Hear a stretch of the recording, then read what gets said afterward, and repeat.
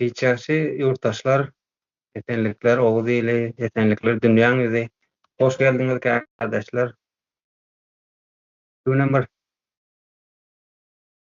türkmen halkymyza, ýani ýurtdaşlarymyza bir bilginiň üstüne bir bilgi goşdak diýär.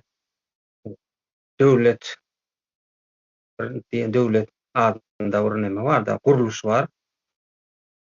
Bütün döwletlerde nähili ýagdaýda barýar. Nähili emele gelýär diýip aýtsak,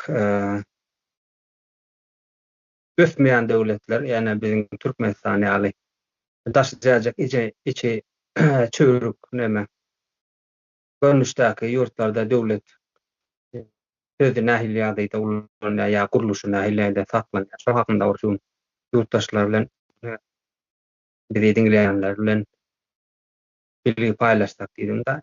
Indi şöyle bir zat bar. Tarihta da döwlet guruluşy näme üçin döräpdir ýa-da näme üçin döredikdirler diýäl.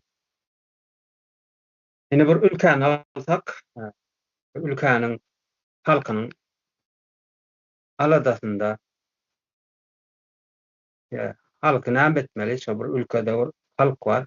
Şol nähili bolmaly ýaşanyny dowam etdirmek üçin, özüni gelişdirmek üçin, özüni gorap bilmek üçin. Bir guruluş kurýarlar.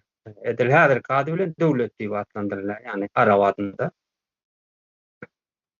Arab näme kelimesi de sözi.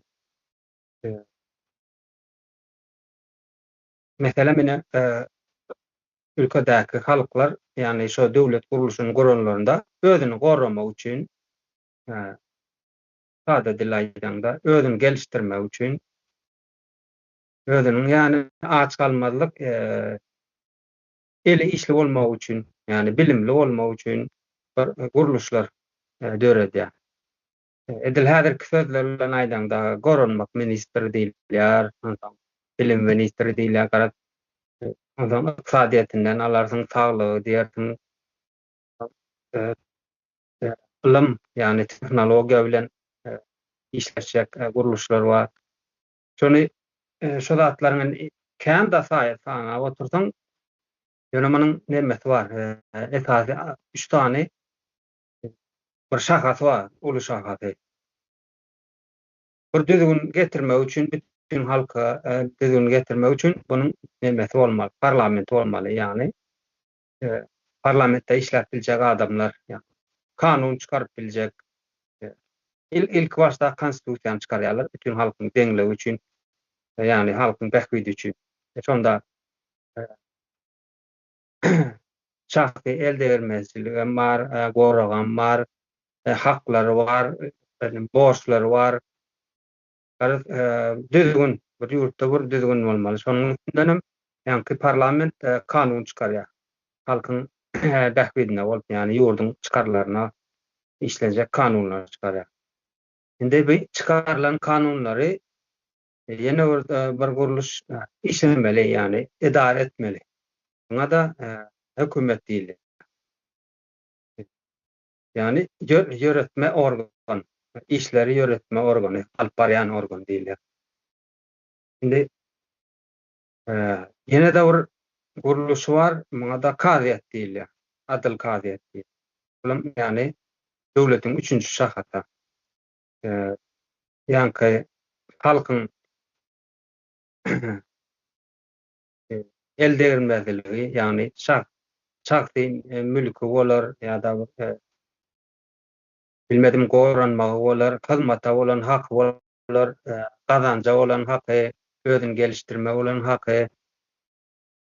Şolary nemesi konstitusiýaga görä bozulma ýerinde görüp şonu neme bilmek, ýani adalatly çözüp bilmek bir nemesi bar, funksiýasy bar da neme, gaziýetiň.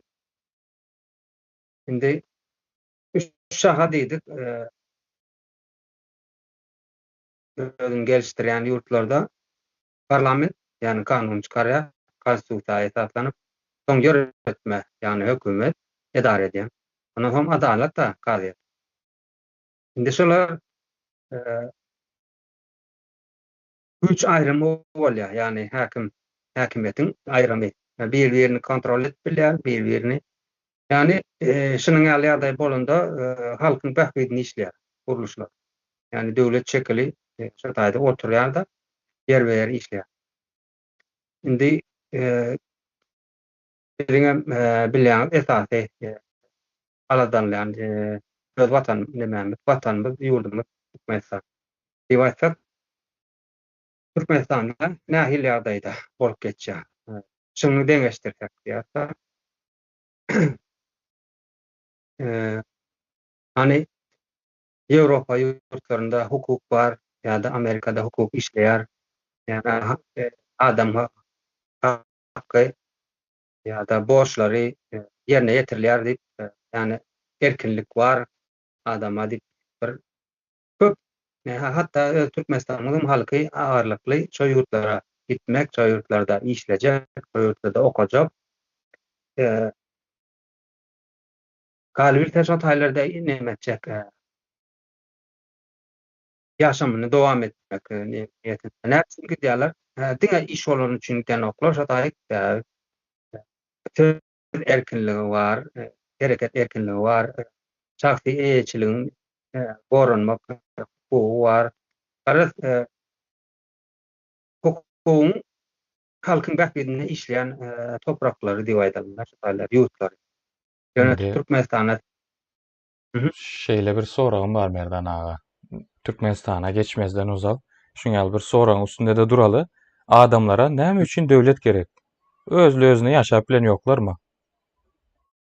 Adamlar näme üçin döwlet kurma geregi görüpdirler? Men düşündirsem şunu. Şu ataqtymykan. Indi bugun temamyz döwletlilik da, döwletlilik diýäs, döwletliligiň nämedigini bilmek üçin döwlet näme? Şunu öwrenmemiz gerek we döwlet näme? Biziň insanlarda döwlet düşünjesi gaty ters oturdular.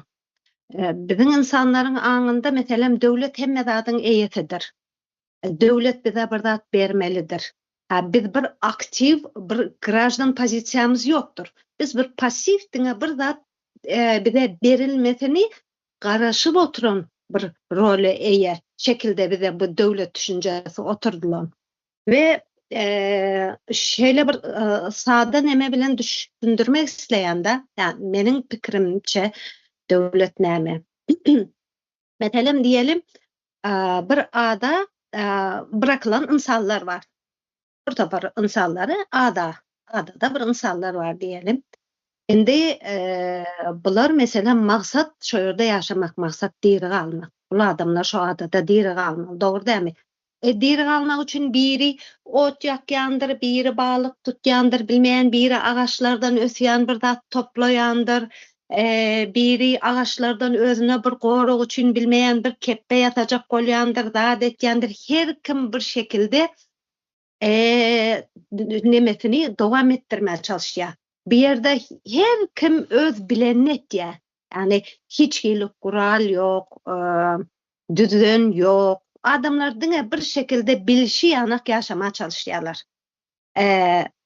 Ve bir yere çelli. Yani bir yerden son eyyam konfliktler başlayan. Sebebi ölmemezliği için birinin balık tutma okuyu vardır, belki tutup bilen değildir, belki'nin gücü vardır mesela. Ağaç ölmek ansatat değil. Gücüm var deyip onun elindeki balığı onu alıp bilen mesela. Ya da mesela biri özüne koru için keppe kurdu mu, ecidirak olsa güçlürak biri gelip çık deyip bunu çıkarıp özü oturup bilen mesela. Edenetlilik başlayaberde. Birinin içinde konflikt başlaya bu adamların arasında. Yani çünkü sebebi düzgün yok. Güç yeteninki. Kimin gücü var olsa ecidin üstünden, ecidin elinden alır.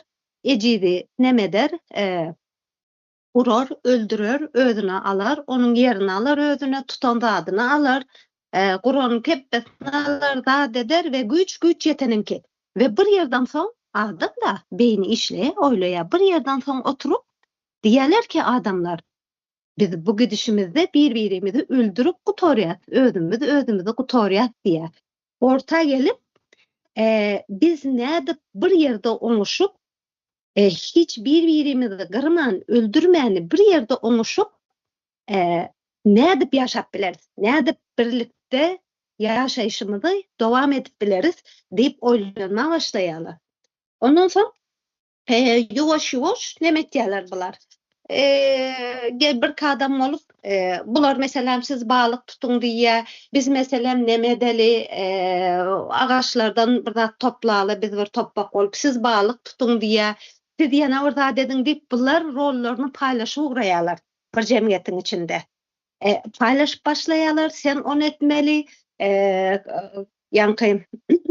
Avet yerler sen avet, sen ot yak, sen balık tut. Berde mesela nahari bir yerde iyeli ya da bu işimizi berde edeli deyip eyyam rolleri paylaşıp işleri bir şekilde sınıfa dönüştürmeye başlayalar ve bir yerde eyyam düzgün durak başlayan adamların arasında ve berde düzgün başlaya ve yankayı yuwaş cemiyet gelişip başlaya. Kuralları, düzgünleri koyup başlaya ve berde eyyam düzgünün mesela nähil diýilýär. Eyyam kanunun Sosyal anlaşma. Hawa anlaşma eyyam ýöneköýje bir neme dowr diýen. Ratber neme sosyal anlaşma başlayalar bir bilen düşünüşüp iş etmeye çalışıyorlar adamlar. Yuwaş transformasiya gidýär. Ondan soň yuwaş cemiyet gelişip başlayalar. Birdatlar ekip başlayalar, oturumlu hale gelýär. Soň adamlar üýşüp aralarında eýem ukuyply bolan adamları aralarından seçip başlayalar. Hani bir topar problemalary çözmek üçin.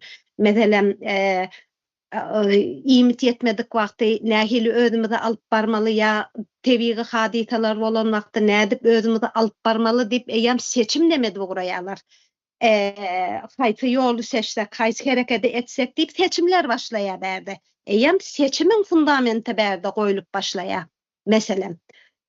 Ondan soň cemiyet elbette yerinde duranok, yuwaş gelişip başlaýar, ýa kurallar başlaya eýem bu kurallara uymadık adamlara ceza verip başlayalar şeyle eýem neme kanunlar dörep başlaya yeňil ceza agyr ceza berde eýem hak hukuk orta çıkıp başlaya adamların hakları var, hukuklary var, goranma hakları var, şikayet etme hakları var. Yuwaş bular eýem konstitusiýanyň eýem fundamenty goýulyp başlaya berde. Şeydibem yuwaş yurt döwlet döreýändir ve indi getirip şunu umumlaşdyrsak döwlet näme? Döwlet adamlaryň oňuşup bir ýerde oňuşup birlikde kurallara uyup ýaşamalary üçin bir mehanizma demek. Bir-birini öldürmäni, bir-biri bilen oňuşup geljegini dowam etdirmek üçin ýaşama bir mekanizma ve bu mekanizma nädip işleýär? Bu mekanizma bir kural bilen işleýändir. Bir kural goýulýar ortada. O da häzirki modern döwletlerde konstitusiýadyr. Ortada bir kural goýulýar. Ondan soň bir grajdan, aktiv grajdan cemiyet bolýandyr. Ondan soň seçim bolýandyr. Adamlar ukuyplary seçip ondan soň yana aşakdan gelýän nesil seçilip şeýitdirip ýokardaky oturan seçilen adamlar bilen seçen adamların arasındaky bağ oluşýar. Son gide bileýän ýokary seçilen adamlary hökümet diýilýär. Aşakdaky grajdan jemgyýetiň arasyndaky bir anlaşma baglanşylýar. Bu anlaşmanyň esasynda da döwlet ýöredilýändir. Indi häzirki döwlet meselem häzirki nemede häzir modernde ýam döwletleriň nemeleri has neme Eýem belli bir territoriýalary bardyr, baýdaklary bardyr, atributlary bardyr, konstitusiýa bardyr, ondan çykan kanunlar bardyr. Ve häzir institutlar diýen zatlar. Döwlet özüniň işini, özüniň nemesini, dowamlygyny institutlaryň üstü bilen edýändir. Ve bütün bu nemeler, institutlar, döwletiň guruluşlary diýelim türkmence, bütün bu institutlar insanyň haýryny işleýändir. İnsanyň haýryna. Maşgala institutundan başlap, ta bütün şondan başlap institutlaryň hemmesi adam dogulup tam şahsiyet şöýerdir. Şu institutlar, şu guruluşlar dogry oturulmakdy, bir yerden sadym bir şahsiyet çykýandyr ve bu şahsiyetler döwleti dogry bir şekilde öňe ägidip bilýändir ve bu insanlaryň ve bu döwletiň dowamlygyny saglap bilýändir. Şu ýerde duraýyn men. Dogry aýtdyňyz. Şu taýda bir düýüp kanun kabul edilýär. Şol düýüp kanuna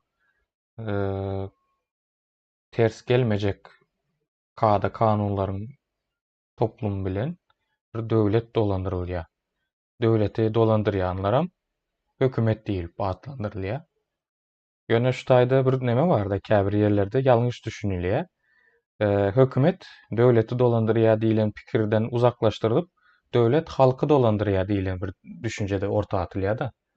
Şoň ýaly bolanda näkeli neme orta çyky durum, ýagdaý.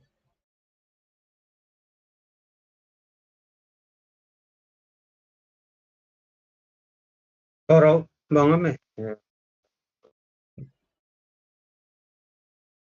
İsläni adam üstlenip biler. Arslan beýama elini aldyryp durdy bolan ýa.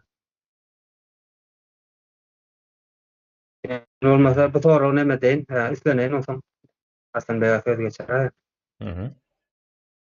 Yani hökümetiň hökümetiň halky dolandyrýar diýen edaret ýa-da edaret diýen düşünýän tersdigini.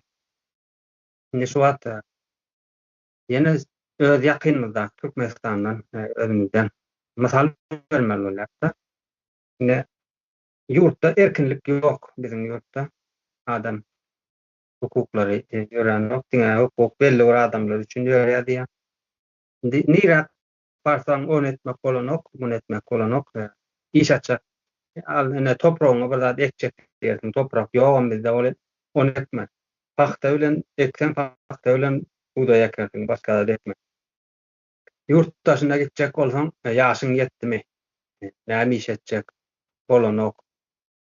Ýurduň içinde bir bilmedim bir kiçirak bir eliň ýa başarýan işiň etjek bolsaň, on etmek bolanok ony belli adamlar edýär. Bolanok bolup tutadaşdy görek. Aslında bolsa ýa-ni aýtdyga halk döwlet guruluşyny dikeltýär, näme üçin dikeltýär? Şo topragyň içinde yerleşen hemme adam hyzmat eder ýaly ýa-da şol edare eder ýaly diýýär. Gorap biler ýaly, ilmli, bilimli bolar ýaly halk özüni gelişdirer ýaly.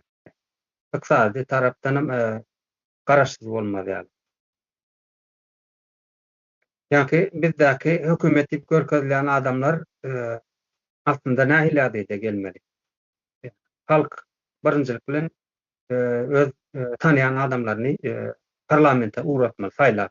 Ine falan köçeden geldaga bar diýelik. Şol akly pikirli ýerinde hiç ýerde okkanogam, ýöne halkyň bähbidine bolup biljek her bir meseleni halkyň bähbidine işler ýalyp, ýani döredip biljek, ýani şoň akly çatýa işler. Nemeti progressiv pikirde döredilýär meseleler diýip aýtar. Şol adamy mesela mene ýöreten etrafyndan, ýöreten ilinden saýlalyň. Dip şöyle saýlamaly adamy, parlamenta saýlamaly. Her ilden mesela bir adamdan, iki adamdan saýlanyp bardymy? 100 tane adam, 3 deputat diýeli. Ýurtda kanun çykaryp biljek, kanuny ýasap biljek diýip aýdylýar da. şolaram hökümeti getirmeli, şolaram hökümet taýlamaly. Sen her kim gelsin mesela 10 tane minister, gelsin bir tane premier minister ýa-da prezident bolsun. Şolar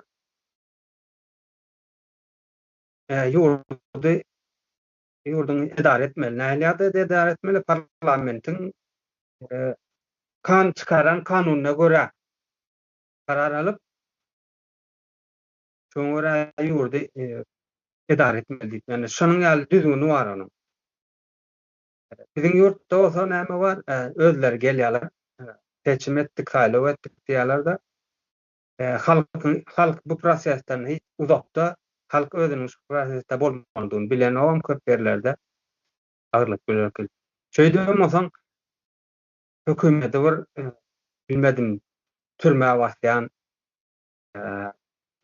bir ýerik barsaň bolanok diýen o köçeden ýörejek bolan o köçeden ýöreme bir nesed azatlygyň isläň wagtyň o sözi aýtmak bolanok internetde çykmak bolanok galanerin surata video düşürmek bolanok ýurdun meselem köçeleriniň yaramazlygyny ýa-da bilmedim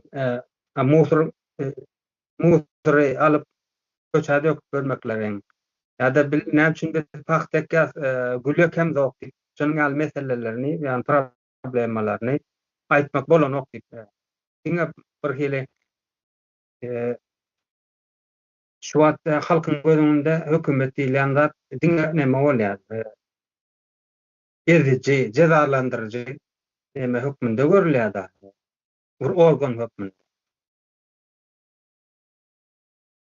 Türkiýe gitmäne ruhsat bermezlermi? Barsaňa ýol açyk Russiýa git. Russiýadan alyp geldilermi? Deportyň bar. Barsan näme git. Şonuň ýaly mydama adamlar bir stresiň içinde saklap ezip beren bir organ hökmünde görülýär şu wagt. Asly işleşem şol şu. Ene şöyle jogap berdim. Hani Arslan Bey'im haçandan beri söz alacak bolup dur. Buyurun Arslan Bey. Sağ olun kardeşler. Esenlikler ildeşler. Esenlikler kardeşler. Gatıkken nemeler aydıp geçtiňizler. İlk ölen baştaki soraklardan başlayın. Fikirlerim şotaydan. Şimdi adamzat bir canlı bolan üçün ve pikir edip bilýän üçün ve güzlep bilýän üçün bular yankı tebigatda belli bir derecede yani şertler goýup zat edip ýaşaýarlar da hayvanlar ýaly yankı instinkt bilen ýaşamaýarlar. Şonuň üçin de gitdikçe yankı kiçik ilçeler ulalyp başlaýar, aňy ösdükçe. Soň şäher gurulyp başlaýar, ýene näme söwde, ara gatnaşyk bu zatlar giňeldikçe bular her safar näme gynçylyk çekip başladylar şu düşünüşmeklikde zatda da. Soň garaz şonuň ýaly ýerlerde bir ortak kanun, sistema gurulmaly. Bu sistemaya hem her kim düşünmeli.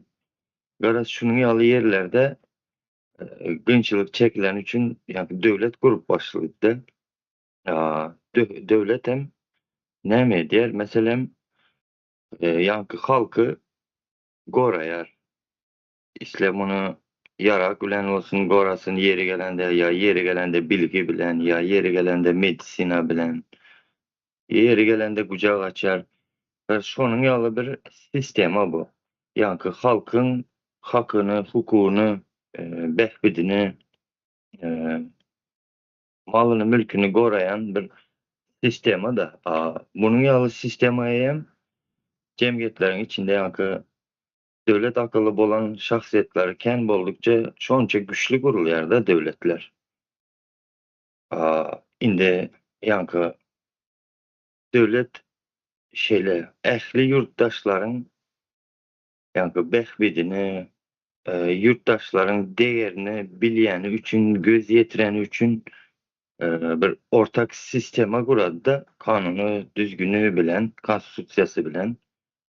Çünkü diyelim bir enenin çağını ne edip doğup dünyaya getirip onu ulaltıyanca neyle azaplar gördüğünü bilyeni üçün her bir vatandaşın ya her bir yurttaşın değerini bileni üçün ya soların değerli adam bir onurgalı, ahlaklı adam bolup yetişmesi üçün diyelim devlet altyapıları yapıp çıkar da yankı altyapıları yapan son yurttaşı gelip şu sistemalarda oturup işleyer mesela. Herkesi öz etmeli işini edip öz rolünü oynayar da şeylelik bilen bu yankı sistemaya gelen adamların hekimiyet başına geleni oladı da. Biraz şonun olarak devlet kuruluşunda yankı adamların ihtiyacı olan yerlerinde an düşünce östükçe devlet kuruluktur da. Bu Vatikan yıllardan beri kurulup gelen oturan bir nemeler bizde olsa şu sistemalar yankı orası basıp alandan son bu zatlar, bu düşünceler ortadan kaldırılandan son bizde daha bir gün yankı devlet düşüncemize yerlikli bir olup bilmeyen bir halkımız var. Bizde yankı öz toprağımıza gelip orası bize vezife verip yürüyen üçün bizdeki yankı hekimiyete geleni devlet de fikir edip yürürler de bizim halkımız. Çünkü yankı özünün ilçesine hizmet edecek nemesini öz saylamadı da bizim halkımız. Onun olarak nazırlıkça cemledim, sağ olun. Böyle. Şimdi nemede bizde bu devlet düşüncesi oturulan yanlış devlet düşüncesi bir de postsovet nemeden Sovet Soýuzynyň bir miras.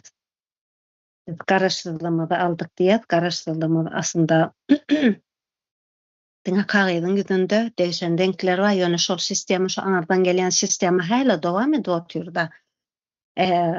Indi şol iki tane maşgalaryň esasynda düşündirjek da men. Öňküne Sovet Soýuzynda biram bizde häzir postsovet Türkmenistanda şeyle maşgala diyelim. Maşgalada var, atta var. Devlet düşüncesi vardır. Devlet mesela devleti döretýän cemiyettir. Cemiyetin bir institutu we instrumenti. Cemiyetin bir instrumenti devlet diýeli. Cemiyetin döreden bir mehanizmi diýeli. Bize oturulan bir düşünce vardır. Mesela devlet her zatdan uly, cemiyetten bir uly zatdır devlet. Bir nähil diýeli, bir götek bir ata gibi. Sen elgamçyly var, ata ýanak düşündirilýär bir maşgala var. Munyň içinde häkimiýet atada, eli taýakly, gerek bolsa aýalyny urar, gerek bolsa çagalaryndan urar, gerek bolsa söýer, gerek bolsa daşara çykaryp gobar, gerek bolsa neme iýdirer, gerek bolsa eşik alyp berer, gerekmese ona metmez, ýani edenini edip güýji var elinde. Bu atanyň we sen bilen edenini etýär. Aýalyny urýar, çagasyny gyrýar, zat etýär. Bolýar içýän bir erkek öýünde ýöne neme dip atyny oýnadyp neme tragediýa seçip beren Edil Şonýanak bir maşgala var postsovet Türkmenistanda. Azayka bolmaly bir maşgala. Normal bir maşgala. Bir erkek aýal çagalary var. Erkek bilen aýal bir-biriniň arasynda näme etmesini düşünşüp, çagalary bilen ortak oturup çagalary bilen maslahatlaşyp, çagalaryna näme gerek? Sonuçta sen çaganyň näme üçin dowýan? Özüň dowamlygyny saglamak üçin dowýan. Şoň üçin sen o dowamyňa sen gowy sen onu bilimletip yetişdirmeli, sen onu bir söýmeli, sen onu goramaly, sen onu bir şahsiýet edip yetişdirmeli. Eti seniň dowamlygyny saglayan bir nemedir, zatdır o. Emma nemede senin başında bir eli taýakly, seni söýmäni, gerek wagty urup, gerek wagty neme dip söýen bolup kelläňden tipalayan biri bolsa o maşgaladan nähil çagalar çykýar? we nähil bolýar o maşgala bir gün bolmasa bir gün yani edenettilik bolsa bir gün o garrandan soň munyň üstünden hem edenettilik etip başlaýarlar. Adam nähil travmirowany çagalar, ezik ayal bütün tragediýa çykýar. Bärden bir şahsiýet çykmaýar hiç bir zaman. Ve dowamlygy düşünün şul adamlar, şuradan çıkan adamlar nasıl bir nesil, nähil bir dowamlygyny saglamaly. Edil döwletem şon ýanak. Şu wagtda ýurdun içindäki ýagdaý edil tam olarak ine şeýle bir ýagdaý bar. Näme çykmaly bärden? Ve bolmasam başga tür. Bolmasy nemäniň enatanyň arasy bilen çaganyň arasynda bağ bardyr. Ýokary bilen aşagyň arasynda bağ bolmalydyr, bir anlaşma. Saylanan adam bilen saylanyň arasynda anlaşma bolmasa, yani obratny связь diýilýär. Alşyp ýokary aşagy soramata, aşak ýokary biziň näme üçin seçdik? Biziň nemämizi, ýagdaýymyzy ýokarda aýt, sen temsil et diýip seçilýär bu adamlar. Ve sen bulara karşı işleyen, demek diýjek bolýanda adam bir döwletiň içinde, bir döwlet işleyen mehanizm, bu mehanizmin içinde işleyen elementler vardır. Bu döwletiň içinde birinci bilen guraly vardır. Bu bir konstitusiýadyr, mundan çykan bir kanunlardır. Bu döwletiň içinde aktiv bir grajdan jemgyýetçiligi bolmalydyr. Bu da nädip saglanýar? Guruluşlaryň üstü bilen saglanýar. Bu guruluşlar tıkır biri-birinden bağımsız ve aynı wagtda biri-birini kontrol etýän bir guruluşlar bolmaly. Bärde bir seçip täzeläp bilmelisin. Sen bir adamı temsil edýän, sen seçýän bir temsil edýän adamy bu dogry bir şekilde ýöretýärmi? O ýöretmeýän bolsa sen muny aýryp sen başka bir seni dogry ýoldan ekitleyen birini seçip bilmelisin. Sen diýip bilmeli.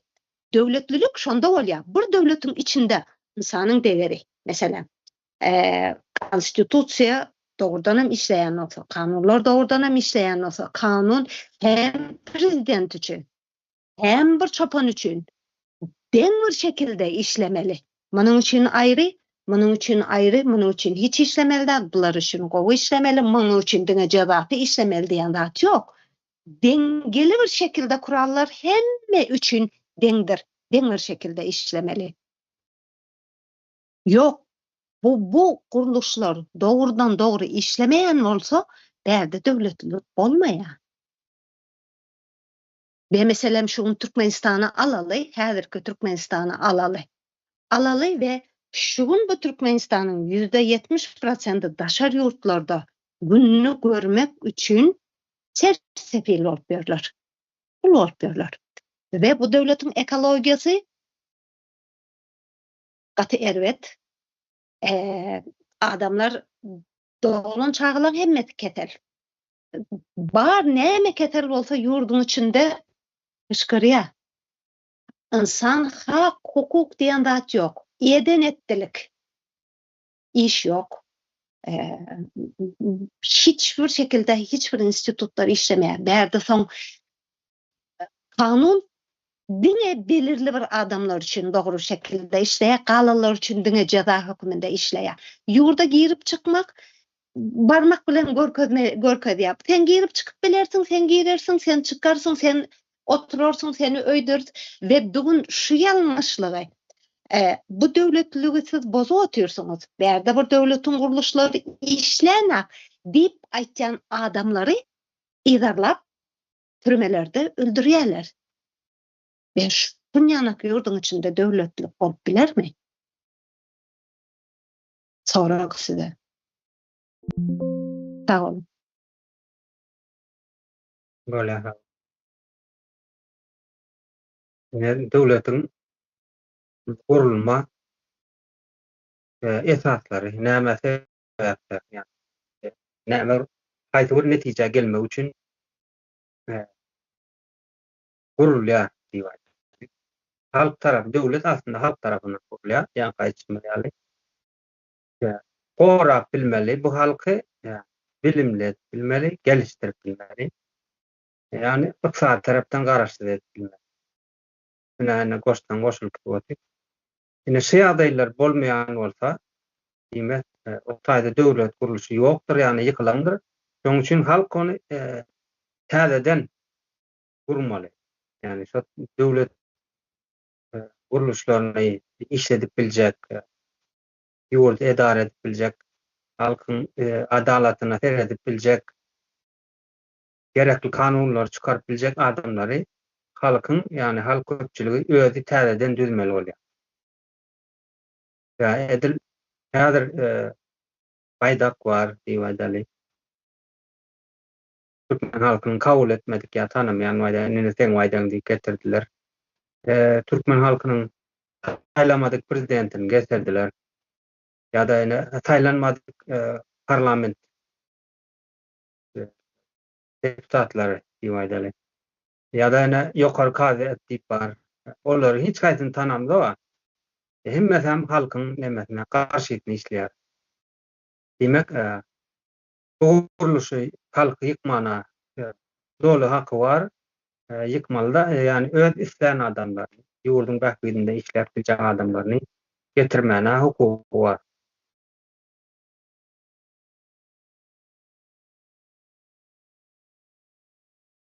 Şöýlerek,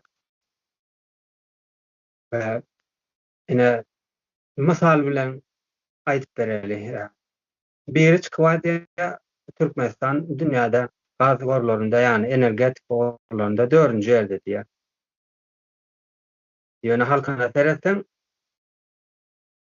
aramly öle ýurtdaşynda sürünip, azyrak bölegi içeride sürünip. O bärde bir dengelenmeýän bir zat bar. Demek, Türkmenistanyň ýa energetika boýunça dünýäde 4-nji ýerde boluşy ýalan, ýa-da ýurdun içindäki guruluş diýip özüni görkezýän edara şekiller işlenok halkyň wagtynda. İkiniň biri Arslan kardeş bu.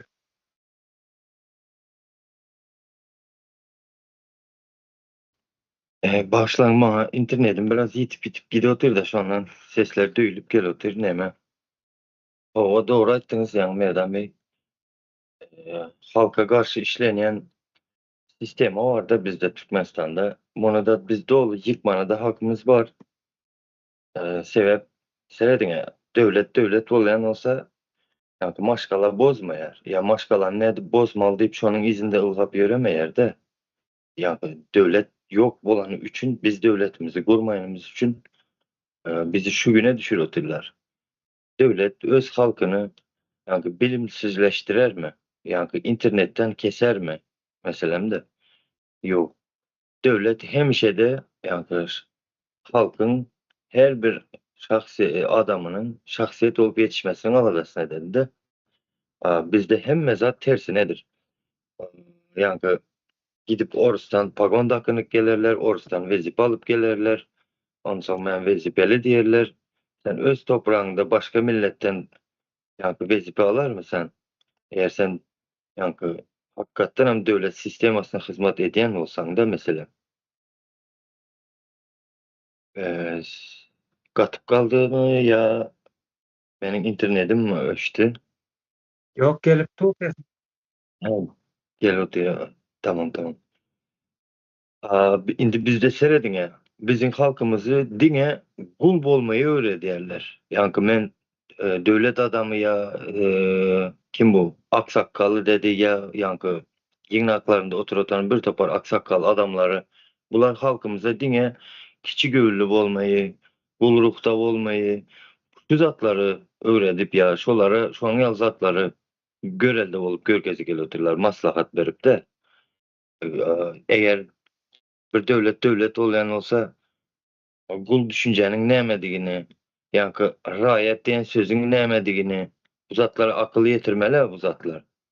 Gelip bu taýda halkymyza raýat diýip bu tarapdan da döwlet adam üçindir dep ýazyp goýup bular kime hyzmat edip oturan? Elbetde muny ýykmaýa da ol hakymyz bar, hukukumyz var. Çünki biz şu toprağın eýesi biz halk, biz şu ýer şu toprakda da olan adamlar.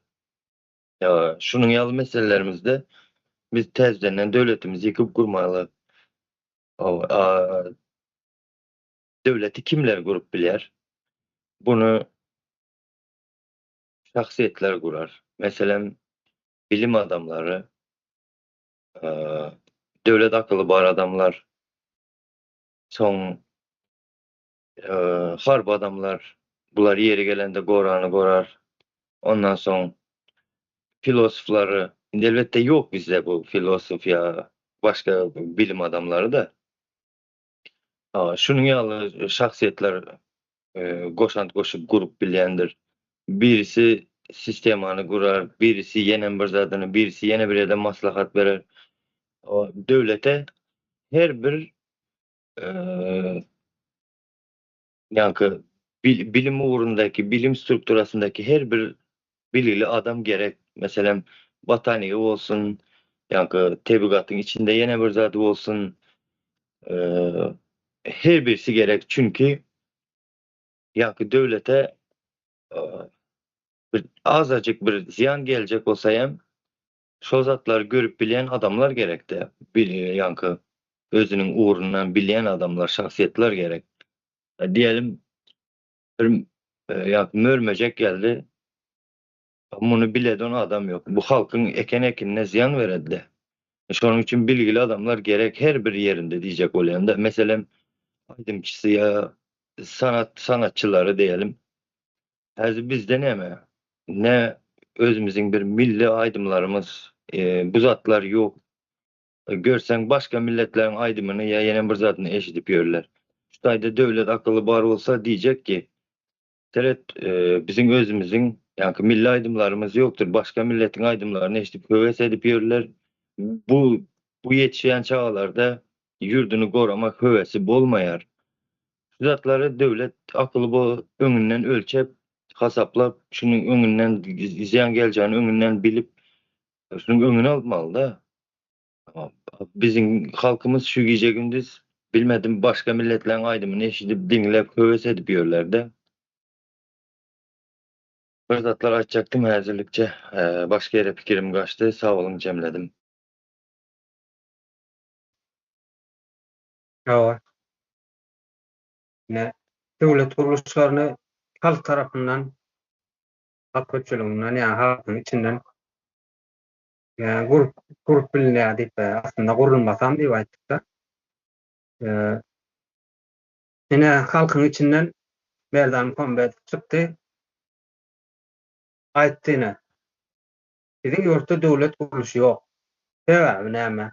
Ne sebäp berer? Yani netijelerini aydyldy da. Netijeleri näme? Biziň halkyň aramly bölegi yer üstü baýlygy bolanyň sebäplen aramly bölegi ýurtdaşynda gurulşylyk edýär.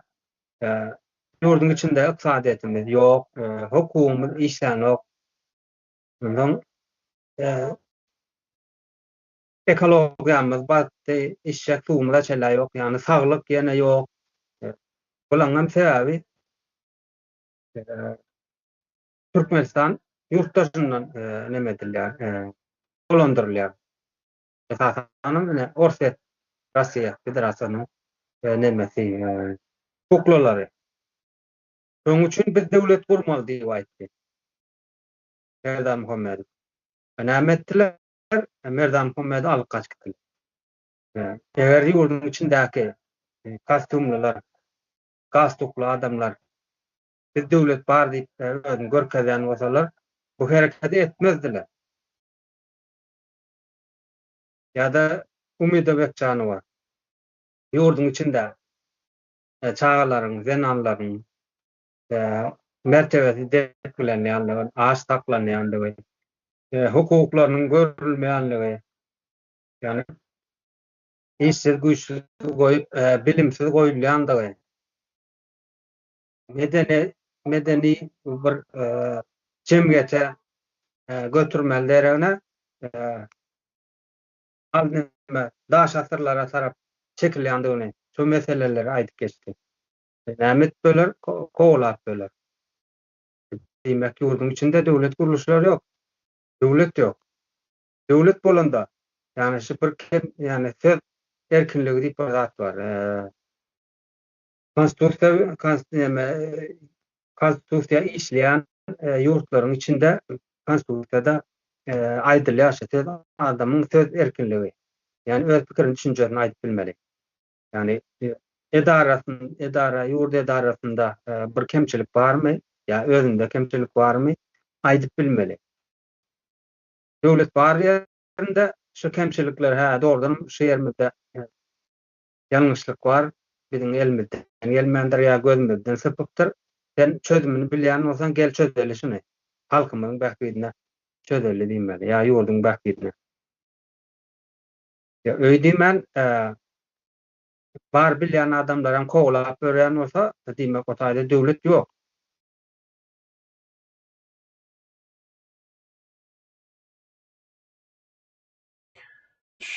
Şeýle Başka? sora gelipdir. Täze Cumhuriyetde parlament dolandyrışı bolmalymy?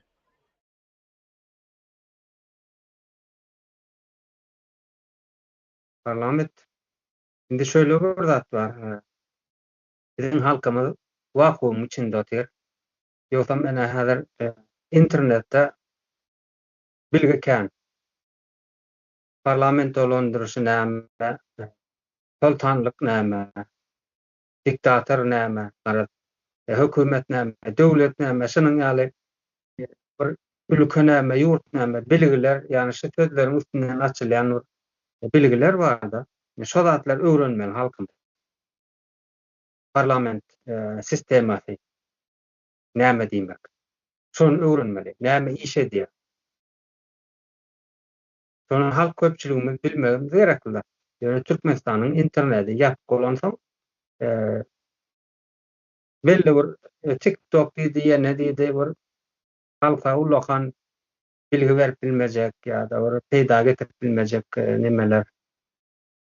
Yani azıcık açık görýärler, galan internetiň arama motorlaryny ýapýarlar da. Bilgi alyp bilmesin diýip.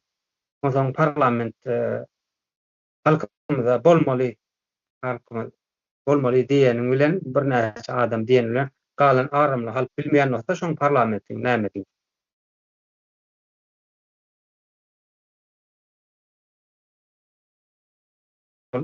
Bolýar diýsem ýüzüne garap durjak, bolanok diýsem ýüzüne garap durjak. Halkymyz bilgili saklar. Parlament dolandyrışynyň bolup bolmajagyny ona halkdan talap bolmaly diýäňiz. O endi halkyň aramly bölegi. Şu neçeläne gördüler. Prezident diýilen zadyň. Yani ýoka bir adam hemme ýerde ýetişdi. Ýurtdaşynda da gidipdi ol adam bizleri temsil edipdi, yani bizim vekilimiz okmunda ýurduň içinde de. Yani bu adam näme diýär prezident diýär adam. Orunmak ministrine näme diýär, hökümni öredýär. İçeri işlerine hökümni öredýär. Hazirete hökümni öredýär. Meclise hökümni öredýär. Onuň ýökü hemme yetip dur bu adam. Temanyň başynda da bolup biler şu zada aýdyp geçeýin. Häzirki prezident diýilen adamy hiç ýere uradan ýoklar. Park eden bolsaňyz. Şu öňkü şagallar gidip gelýän ýere gitmeli bolsa, Reşit Meredow bolsun, Uluberde Muhammedow bolsun, ýöne Kiçiberde Muhammedow kän bir daşara uradan ýoklar. Samsyklyk ortağa çykmasyn diýip. Ol şöyle bolýan ýöne halka görkedenlerinde prezident ona gol çekdi, prezident muňa gol çekdi. Gidip ora başlady. Şol ora üçin näme buğdaýymyz kän boldy.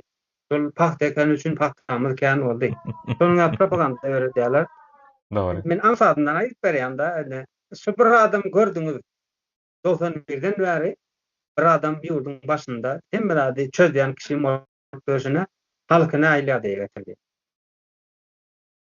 40-45 ýaşynda ýüreginden gidipdi. Çağalaryň enesiniň köwresinde ölüpdi.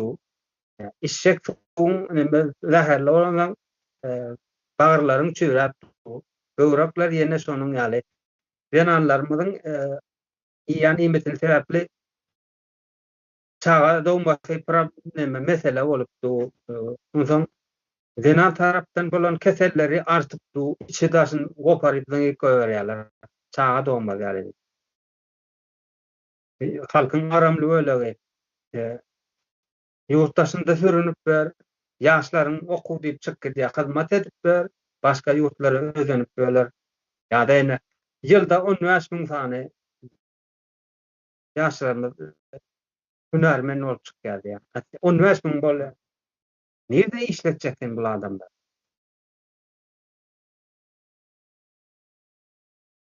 Ene bir adamyň edýän zady şey. Ene bir adam orta çykan işletýär ýa-da şu bolçak ýaşletýär diýip ene şonuň emes 90 ýyldan halk nira geldi. Diňe Aşgabatynda bir ýapyldyp duran mermer we olama radiasiýa saçypdy halkyna.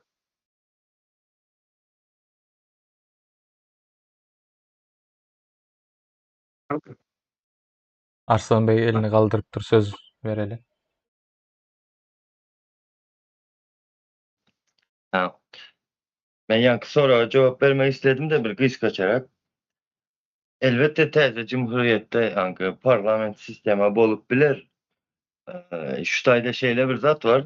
Yankı parlament sistemanyň nämediğini ilk bilen halk bilmeýär. Ýani meydan geldeş dogry belep geçdiňiz. Bunu halka düşündirmek gerekdi. Bize şu zatları düşündürülmeýärler. Yankı näme diýerler ýurdun içinde parlament sistema gelse yankı güçlü köpeler. Güçlü köpelse onuňam ýegenleri köpeler. Soň has erwet sömürler istep şeýle yankı gorky taraplar gorkyzyp aýdyp geçediler de halkymyzdan muny tiz kabul edediler yankı zatları çünkü ýaşap görmeýän üçin diýerler de gel şundayam bir ýaşap görelim diýip de ya şunu bir öğrenelim näyle eken diýip şu taraplarına yankı halkyň ünüsi çekilmeden güçlü köpeler güçler bölüner soň onuň ýegenleri köpeler diýip has erwet deme gorkusyp görkezýärler de. Şunu goşyn diýdim. Sağ ol.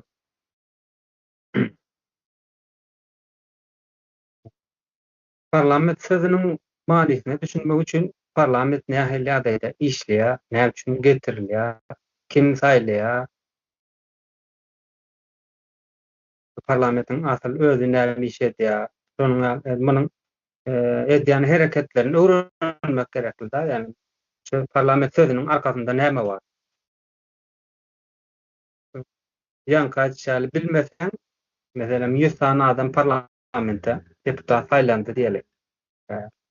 Ede şu wagtda Türkmenistanda kän hukuk ýok, adalet ýok. Ýurtda 100 tanynyň ýegen we garyndaşy wady pikir gelmegi mümkin. İşleyiş prinsipine neme ýokda, gözýetim ýok. Şoň üçin aýdylýar, ýani şu wagt her aýdylýar, şu wagt prezident diýip görkezlen adam güýji ýok, nemesi ýok, ýa-da başarnagy ýok diýip ýa-da neme işden daşarda saklanýar diýmekden daşary işleýär diýip şonu akly gowjam ýerinde diýip şu prezident diýilen adamyň hemme ýere güýji ýetýär şu adamyň. Senin sağlığından başlaýar, faadiyetinden başlaýar, gorunmagyna çelle, milli hukukçylykda da barmyň eli. Ine gördüňiz şu prezident bilen nemede sistemde ýaşap gelýär 90 ýyldan we ýani ýek adam. Ýöne parlamentar sistemi bolanda üçe bölünýär ýanky häkimet. Parlament ýani kanun çykarjylar konstitusiýa esaslanyp ondan soň şu kanunlary durmuşa girdiýän edara edýän hökümet diýen guruluş bardyr. Ondan soň kaziýet bardyr. Adil kaziýetem diýsem boljak. Şol üçeti birigip döwlet bolýar. Yani döwlet uruşlary bolýar. Yani şu üçeti ýok wagty diňe prezidentin hemme geçip berse sut bolup korunmak bolup yani hemme burun sokup berse diýse onda taýda döwlet ýok diýdi bolýar.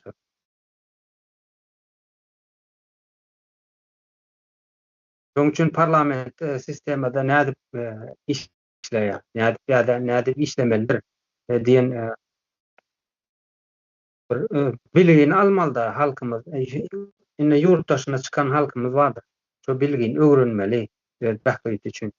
Hökümet siyasata goşulamak diýse, ine şu ýagdaý 91-den bäri ýagdaý dowam etgelýän bolsa, olaň enatasy goşulmada dogry ýa-da goşmadylar ýa-da eklemediler diýeli.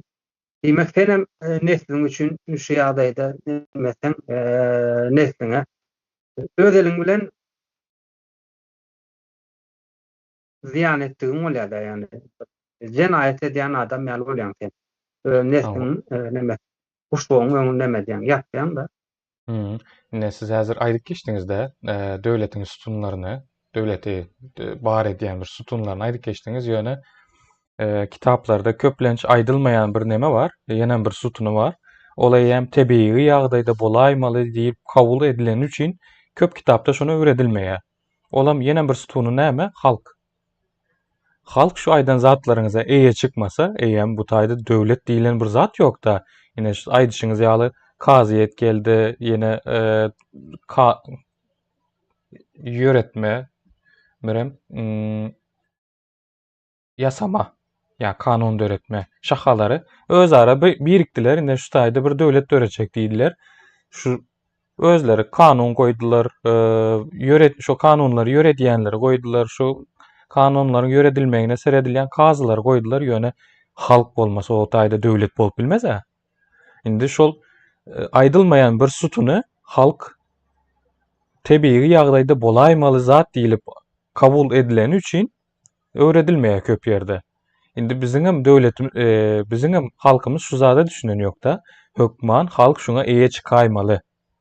Özüne döwlet gerek bolsa, hökman şu zatlara özüniň bir pikirini aýdaýmaly. O tebii ýagdaýda bolmaly zat diýilip kabul edilen üçin eýem o taýda öwretmek mecburiyeti ýok da adamlarda olay ýaly. Tebii ýagdaýda bolaýmaly diýilip kabul edilen üçin halk diýilen zat ortada agzalmaýar. Şu halkymyza da şu ýerden ýatladyk geçeli. Hökman siziň hem gotnaşmagyňyz gerek. Hawa. Ben şuna bir mysal bereýin. Kardeşler, Arslan Bey'e elini aldırıp durun. Yine ovalarda, şehirlerde adamlar vardır, yavru zenanlar vardır. Yine zenan maskala bizim toğumuz yok, yani elektriğimiz yok, yollamız yok, ya da su yok, ya da iş yok. Kıykılıklar başlar. Demedim. Gençliğe varar, ondan sonra etraf hakimliğe varar, sonra velayete yazacak diğer karar demedi oktur da diýýärler. Çol adamlara näme diýildi? Aýp. Şerrayla balagyny kelletine geýen näme zat diýip şonuň ýaly näme berýärler da. Baha berýärler. Aslında o bu zenan maşgala öz hakyny talap edýär. Siz men hakymy elimden alyp dursunuz, men adam hökmünde ýaşamana hakym bar. Meniň suwum bolmaly, içme suwum, elektriğim bolmaly, gazym bolmaly, ýolum bolmaly. Maňa hyzmatym, yani meniň arkaýyn ýaşamana, arkaýyn işläp bilmeni, arkaýyn öndürjülük edip bilmeni men nämem bolmaly diýär. Şertim döremeli men üçin, şoň üçin diýip talap edýär da. Oňa bolsa ýa-da mahkemeniň azy bilen ýa kızana şerraý balagyň tersine geýen ýa balaksyz şonuň ýaly ýöňkelemeler edýärler. Bu ýörit edilýär. Indi bir erk adamlarda da var ýanky ýazýarlar, arza ýazdım, prokuratura ýazdım, suwda ýazdım, häkimlige ýazdım diýip bu ýazyjylar, bu pozjylar ýazmasa günü geçen oklay diýip indi bulara da ýanky erk adamlara da ýene de neme basýarlar, lakam berýärler. O ýarlyk berýärler. Bu adamlar gatnaşman, öýüne barman, gowçul bol, bu ýazyjylar bol diýip, ýani aslında bolsa şol ýanky halk diýen bir söz geçdi. Ýanky zenan bilen galmaly diýen denandan ýani hakyny sorayan, ýani ýazýan adam aslında ene şol halky diri saklamak üçin edilen hereketler ene şol aslında. Bize bolsa näme diýerler, bular bir toplumdan bir ýani halkyň içinden bir ziýan keşbir näme adamlar ýa-ni hukmunda görkezilýär bular. Töweregine barmaly däl, gatnaşmaly däl, ondan oglanmaly däl, gyýyz bermeli däl, şonuň ýaly nämäni mahkemeniň üstü bilen işleýärler da bu adamlaryň üstünde işleýär. Garalama nemesini ýöredýärler. Olam diýdim ýelde 70-den ýyllar. Onuň Akpaşa döwründe ýan adamlary, aýdyňlary halkyň gözüne açan adamlar ýok etgeldiler. Soň totalitar zamany ýani Soýuz döwrü men garnym doýandy wagt diýip adamlar aýdýandyr tek saat işim bar. Şo döwür şol adamlar hem ýok etgeldiler. Indi soňky awtoritar döwründe de bu adamlar ýene çetlek gelýär. Onuň yüzyıllarça bu Türkmeniň üstünde işlenip gelen soň halk diýilen zat diýeljek bolýar, mahkeme diýilen bir guruluş bar. Nämäniň Russiýanyň filialy, FSB-niň filialy. FS Rum şonuň ýaly nämesiň filialy. Birleşik razvedkanyň nämesi da bölümi. Şolaň üstü bilen bu adamlar halky oýarjak bolsa oýarmadylar, ýa garalar ýalar da. Yurttaşynda muňa 5-nji kolony diýilýär. Bunyň ýaly adamlara. Öyle. Mesajda duran, soň ýerim dowam eder. Arslan bey buyur. Ha, sağ olun. Şöyle söyledin, biraz idraktan başlayayım da açacak sözüm var. Yani güçler ayrılan vakti mesela 4. gücem halkın özü de şu tayda şunu misal getirecek oldum. Yani hemen sonku güllerde, sonku bir iki hepte Türkmenistan içinden ağırlaştı. Zaten sen et gımmatlaptır, hem mezatlar gımmatlaptır. Dünyalı havarlar işte sende. Şimdi şu özü 4. güç olup durup şu halk güçler ayrılan vakti mesela hazır halkımız neyle barıp şikayetini ya arzını aydan dinlenmedi de. Ya, güçler ayrılan vakti bunusu dinlemese bunusuna arz edip bilen de. Ondan sonra talap edip biler de. Ne için gımmatlı otur? Bu halkın aylığı öne bir hep deyet oturan da indi gımmatla 3 güne yet oturmuş. Bu ne mi oldu oturan deyip biz sonra yerde. Hanımının bir aya yeter de aylığı deyip. Bir küçük bir misal getirin dedim. Yani ayrılan vakti nehili peydasının bolacağını da güçlerim. O zaman eğer devlet olayan olsa funksiyaları yerine getirdi. Elbette funksiyaları iken devletin şu da dedi. Mesela nesillerine tarihi öğretti de. Kimler neçenci yılda bası geldi, kimler sömürdü, kimler sömürmeye kömek etti. Bu tarihler acı olsun, suyucu olsun. Bu zatları devlet hükmanı suratta yani yurttaşlara öğretmeli nesillerine. Çünkü tarihini bilmese geleceğini bilmez ki. Bizde öğretilmedi. Ne için bizde yani devlet sisteması yok. Devlet yok da bizde. Onun için devlet yine bir şunu yalı fonksiyonu yerine getirdi. İslendik bir kanunu çıkaran vakti ya bunu kanun edip kabul eden vakti şunu açık medyada havarını getiriyor. Ya şunu açık ilan ediyor da umum halkın dikkatine onların eşitmesine, bilgisine de halkın.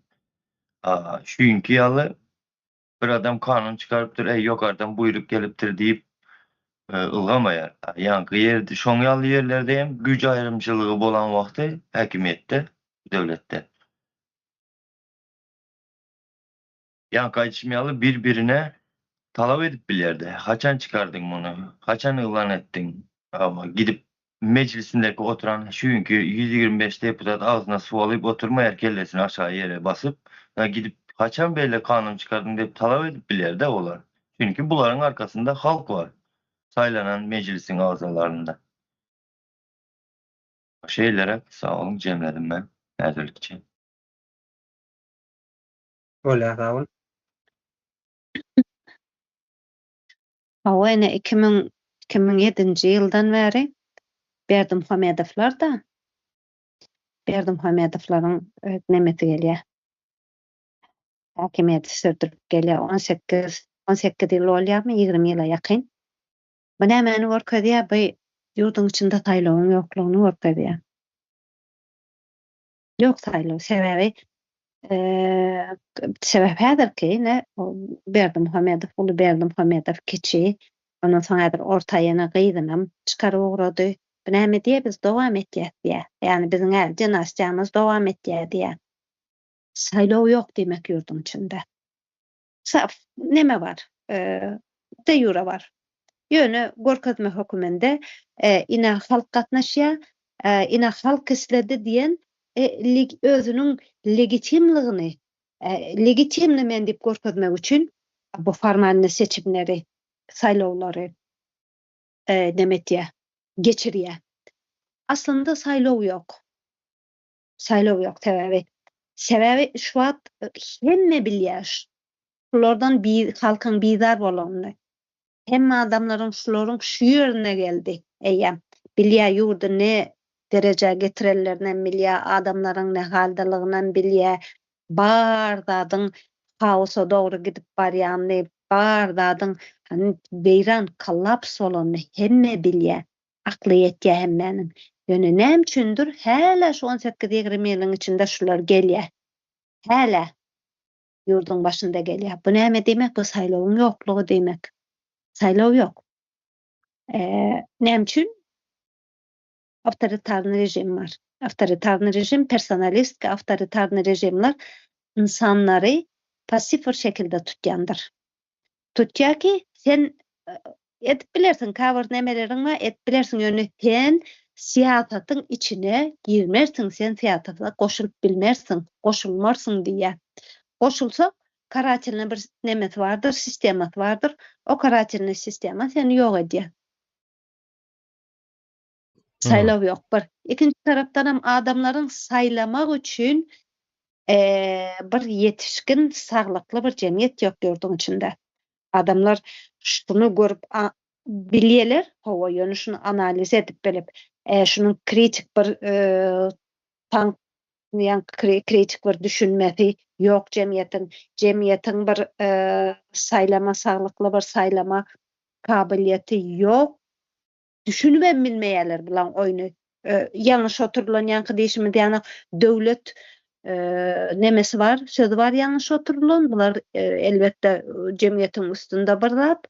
Bular hemme zat edip bilýär diýen düşünje var. Bu siyasi kultura ýok. Döwlet düşünjesi ýok. Näme üçin ýok? Sebebi ýurdun institutlary işlemeýär.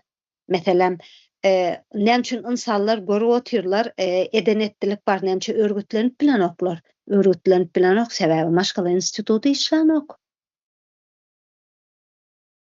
Bilim ýok.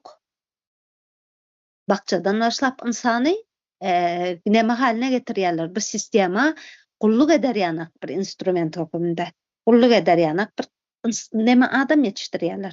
Gul ýetişdirýärler.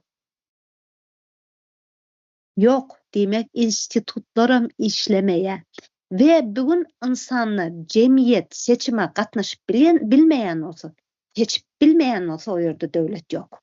Sebebi bir cemiyet seçip bilmeyen olsa devlet olmaya. Indi Hayat Hanım şu pikirleriňiziň dowamında neme gawat gelýän bir sora gelipdir da. Konstitusiýon hukuk guruluşy dolu işleyen bir ýurtda arkada diýilen bir termin bolup bilermi?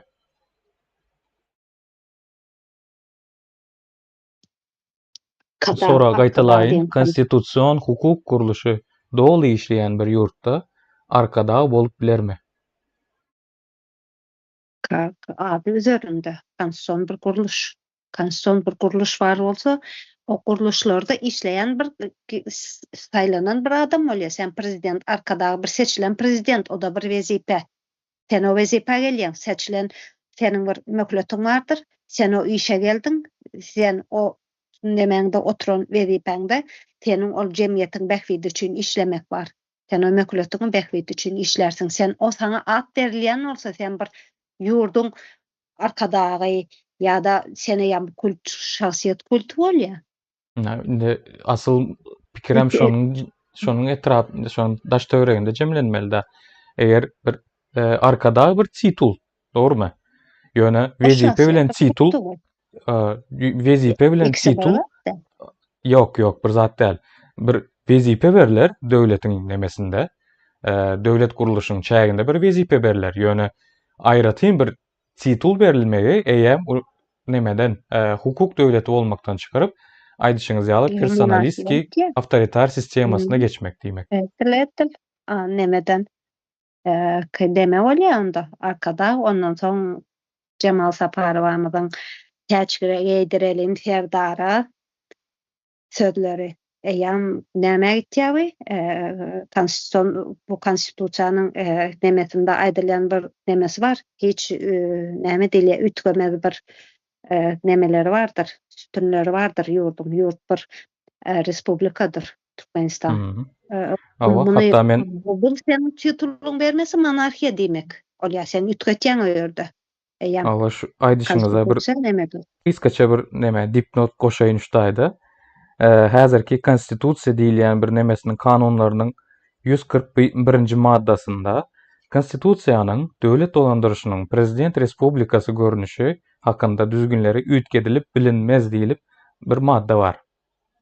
Ýöne bu maddany ütgetmäge çağırış edýär. Dogrymy? Täçgidiriň soltana diýe, ýani soltanlyk bir sistemasyna getirilmegine köpçülükleýin çağırylış edýär. O nirde çağırış edýär? Toýda boýda bu aýdandyr, içi aýdandyr, ýene nämedendir däl. Bu ýakynda geçen aý ýa neme ýakynda bolup geçdi aslında. Arkada tele kanalında täze açylan döwlet kanalında Cemal Saparow tarapyndan dile getirilýär. Yani döwlet telewizionyasynda dile getirilýän bolsa, onda şu aýdylýan soltanlyk rejimine çağırış etmegi Cinayet Kodeksi diýilen bir nemesi bar buların. Uydurma zady. Ýöne şolaryň oýununa görä dowam etsek, Cinayet Kodeksiniň 185-nji maddasyna görä konstitusiýon guruluşy zorlukly ütgetmäge bolan çağırışlar diýär. Yani konstitusiýon guruluşyny soltanlyga öwürmege çağırış edýär. Diýmek bu wezipe ýetýärliklarynyň çäginden çykmak. Özü medeniýet tarapynda bir wezipelendirilen propagandist diýeli. Ýöne şol berilen wezipeniň daşyna çykýar. Yani Cinayet Kodeksiniň 199-njy maddasyna garşy gidýär. Şol sanda da Cinayet Kodeksiniň 185-nji maddasyna görä konstitusiýon guruluşy zorlukly ütgetmäge bolan çağırışlary sebebiyet berýär. Evet. Bir elini golunu sallap ortalykda getip ýör. Näme üçin Merdan Muhammedow bugün tutsakda otyr we bugün näme üçin bu propagandistler elini golunu sallaýyp jemgyýetiň içinde getip ýörler. Hakykatdan ýerlikli soraw. Näme görkezýär? Konstitusiýon guruluşynyň ýoklugyny görkezýär. Nawa?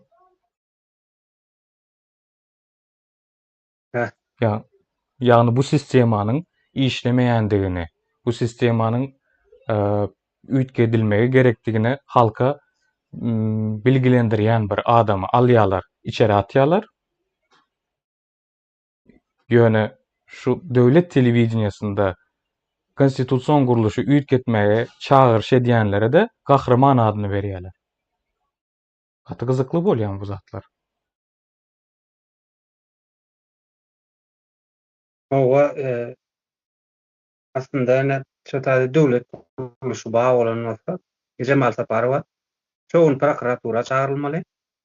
Näme üçin böyle diýendigini ýa kimler diýdirilgenligi barada düşündürüş bermeli. Administrativ çara geçirmeli. Yani häzir şol Cemal Saparow diýilen adamda da bir şon diýdiren bolsa, ýa-mol neme bolýar? Mafia döredi bolýar. Yani gruppa oy, yani köpçülüklerin edilen iş, yani döwlet guruluşyny ýykmak üçin, yani tembelini ýykmak üçin da konstitusiýasyny ýykmak başlanýar. İň berkisi azar görmedim, hiç de nemetmediler. Men öz kelleme geldi, tam boldum, anko oldum diye aýtdym. Eee, Tolgundum, nämetdim diýip aýdan nädende halkyň öňüne çykyp nemetmeli, başlama dilemeli halkdan. Men ýalňyşdyr, halkym meni başlan. Men pohumypdyr, men aýdymam aýtjaka, şundan şöýlek, men eden jenaýatymy göz ýetirdim diýip, şonu ýaly iň berkisi şo hereket bolmaly. Eger oňa akly çatmaýan bolsa, prokuratura şoňa iş açylmaly. Özüni oňa öwreden adamlary, ýani Jemal Saparowyň döwlet işgäri bolsaň onuň ministrligi bardyr. Hatda şu ministra çenle işinden aýrylmaly. Ýok, onuň aleden oklar öteňe boýna zynjyrdan böler wepaly tekeniň fendi. Neme dip böler? Gahrman adyny berip bölermi? Dogry aýtdylar. Aslında yani döwlet ýok Türkmenistanda. Merdan Muhammedow halkyny bilgilendiren wagty ýurtdaşyna ýurdun içindäki sırlary ýurtdaşyna satan üçin madda çypylýarlar. Sen ýurduňda näme sır bar? Halkyň az alara näme bar ýurdun? Sen özüň berip duňa halk. Nebitiniň adyny. Sır bar diýip görkezler.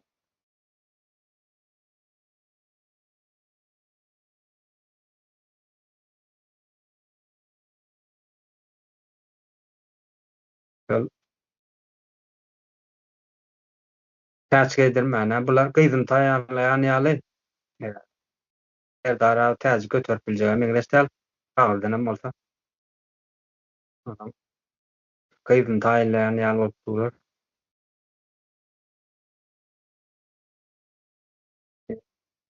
Şöyle bir ýagdaý barda, döwlet halk tarapyndan gurulmaly diýdik bolin. Ona mähiladaýda gurulýar. Halk janyna dözmeli. Bir ýerde göz ýaş eder, bir ýerde gan çykar, bir ýerde özü çykarar. Garat şo topraklar, şo ata-babadan galan topraklar gerek bolsa, guşaklaryna goýup gitjek bolsa, gan ýaly ýa-da bir watansyz ýaly ýurtdaşynda çüýrek tormajak bolsa bary jana da dözmeli gerek bolar, bedenine de dözmeli gerek. Sana dözýärler bir näçe adam. Millionlap adamyň helak bolmagyna, aç bolmagyna, gelilen göwrüsinde çagalaryň ölüp gitmegine gözüm ýalar, dözýärler. Senin bütün doğulandan ta ölüňe çele pahtaň içinde, ýanly pahtaň içinde ýertik galoşyny süräp berýän ýaly şoňa dözýärler, näçe sen olary dözmelidir. Senin bolan pullaryň, senin bolan saglygyň, senin bolan ýurdun, elinde haklaryň alýarlar.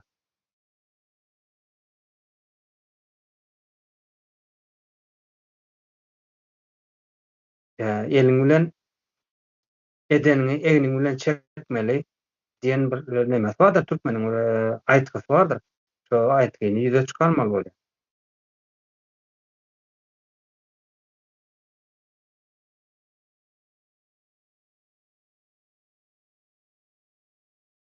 Yani men sesim barýam ýa internetim kesildim.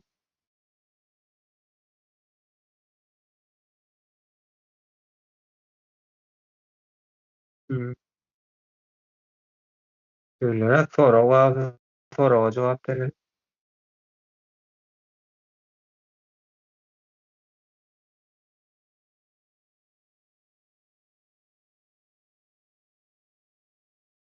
Ýani döwlet guruluşynyň asyl kökü gurulanda halkyň bähbidine, ýani şo topraklaryň, ýurdun bähbidine işler ýaly edip gurulýar. Russiýadan ýa-da Kremlden neme gelýän bolsa, buyruk gelýän bolsa diýmek ol guruluşlar hiç haýsam halkyň bähgine işlemeýärler.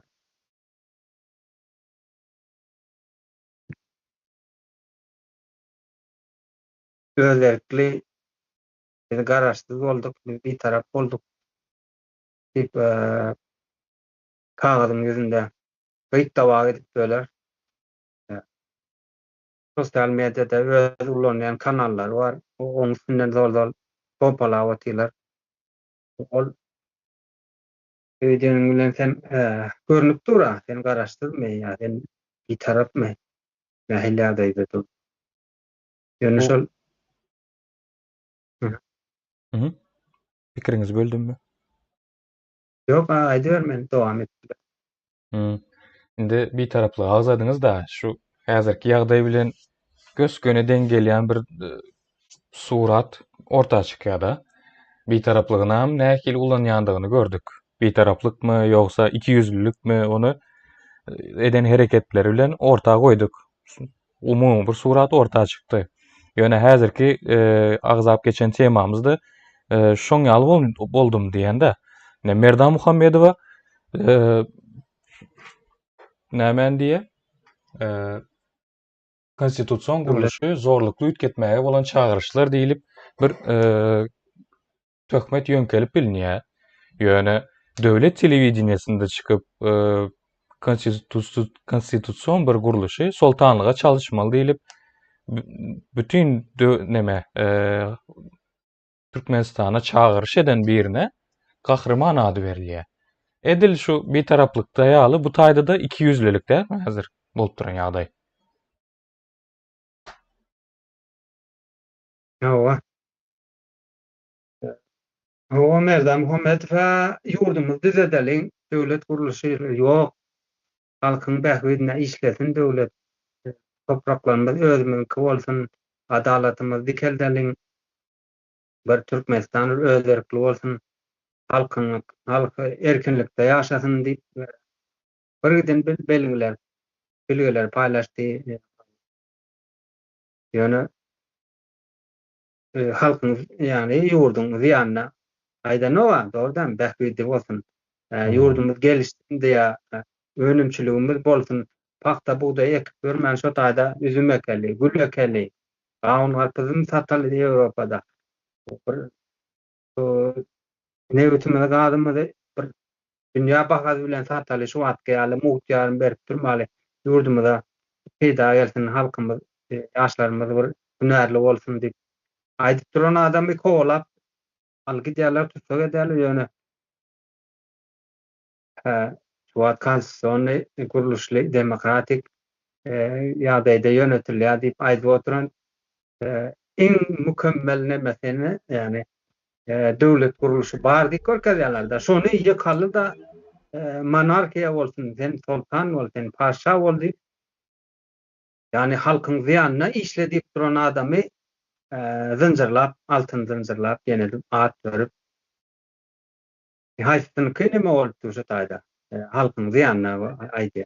Merdan Muhammedow aýdýam ýa, Cemal Saparow we onuň meňdeşleri. Ne gowy bir ýerlikli sora gelende Ajahan hanymdan Milli Halas Ediş Komiteti geçiş döwründen başlap halkyna hıyanet eden cinayetkerleri lüstrasiýadan geçirermi? Elbette.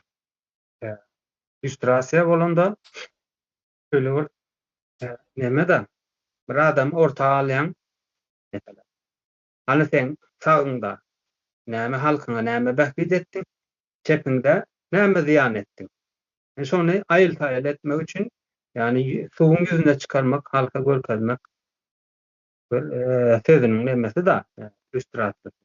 Sen ýani halkyňa bähbidli bolduňmy ýa halkyňa ziýanly bolduňmy? Şonu çykarmak üçin o taýdan men döwlet işgäri diýip özüni ýa-da men hökümet işgäri diýip özüni görkezýärler. Hem mesem lüstrasiýadan geçmegi dogry bolup görünýär-de ýani ýerlik bu.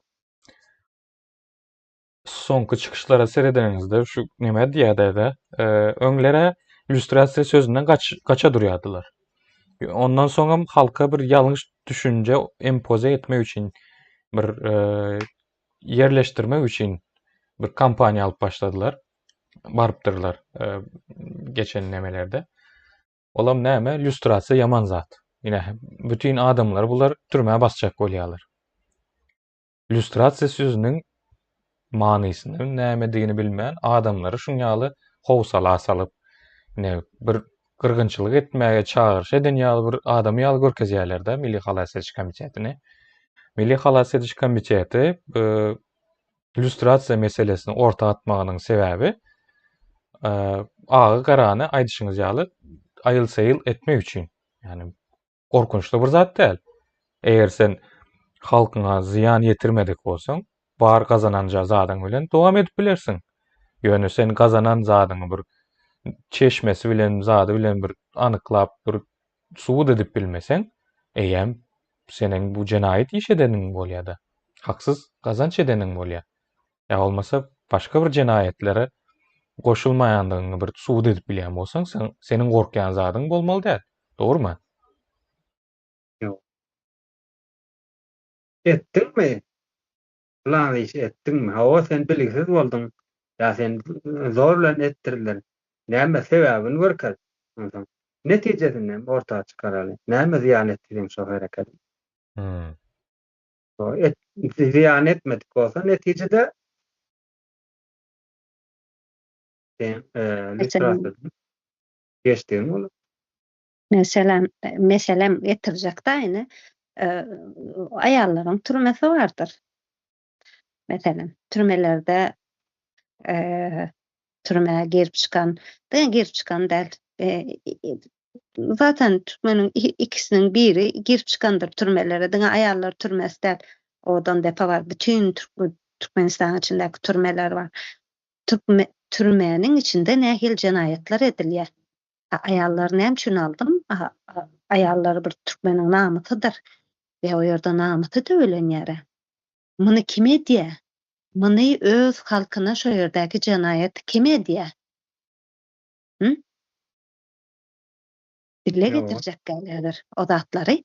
Ýöne şo zatlary öz halkyna, öz namatyna kim edýär? Näde geçirjek bular illüstrasiýada? Bular öz biziň düşman, özümiziň öz jemgyýetimize, öz insanymyza, öz namusymyza, türkmen mertebemize kast edip oturan adamlar näde illüstrasiýadan geçirjekler? O ýerdäki oturan aýallar biriniň gelini, biriniň ejeti, biriniň dogany, biriniň aýaly. Näde geçirjek olar illüstrasiýadan aýdyň hany? Onda şu ýurdun daşynda illüstrasiýaga garşy çykyş edýänler şu ýurdun içinde bir bäkbidi bolanlar ýa bir gorkusy bolanlar şoňa garşy gidýän bolmaly da onda. Şo many çykýar. Bir ýerinde çöpü bardyr diýär. Artykmaz. Bolmasa öýdük gorkanda hala sen etdiň bir hereketi diýbalaly. Şonuň adyl suwut, ýani prokuratura baş bolmak bilen suwda çykarlarsyn. Senin şo eden hereketiň näme netije beripdir? Halka ziyan beripdirmi? Hawa beripdir.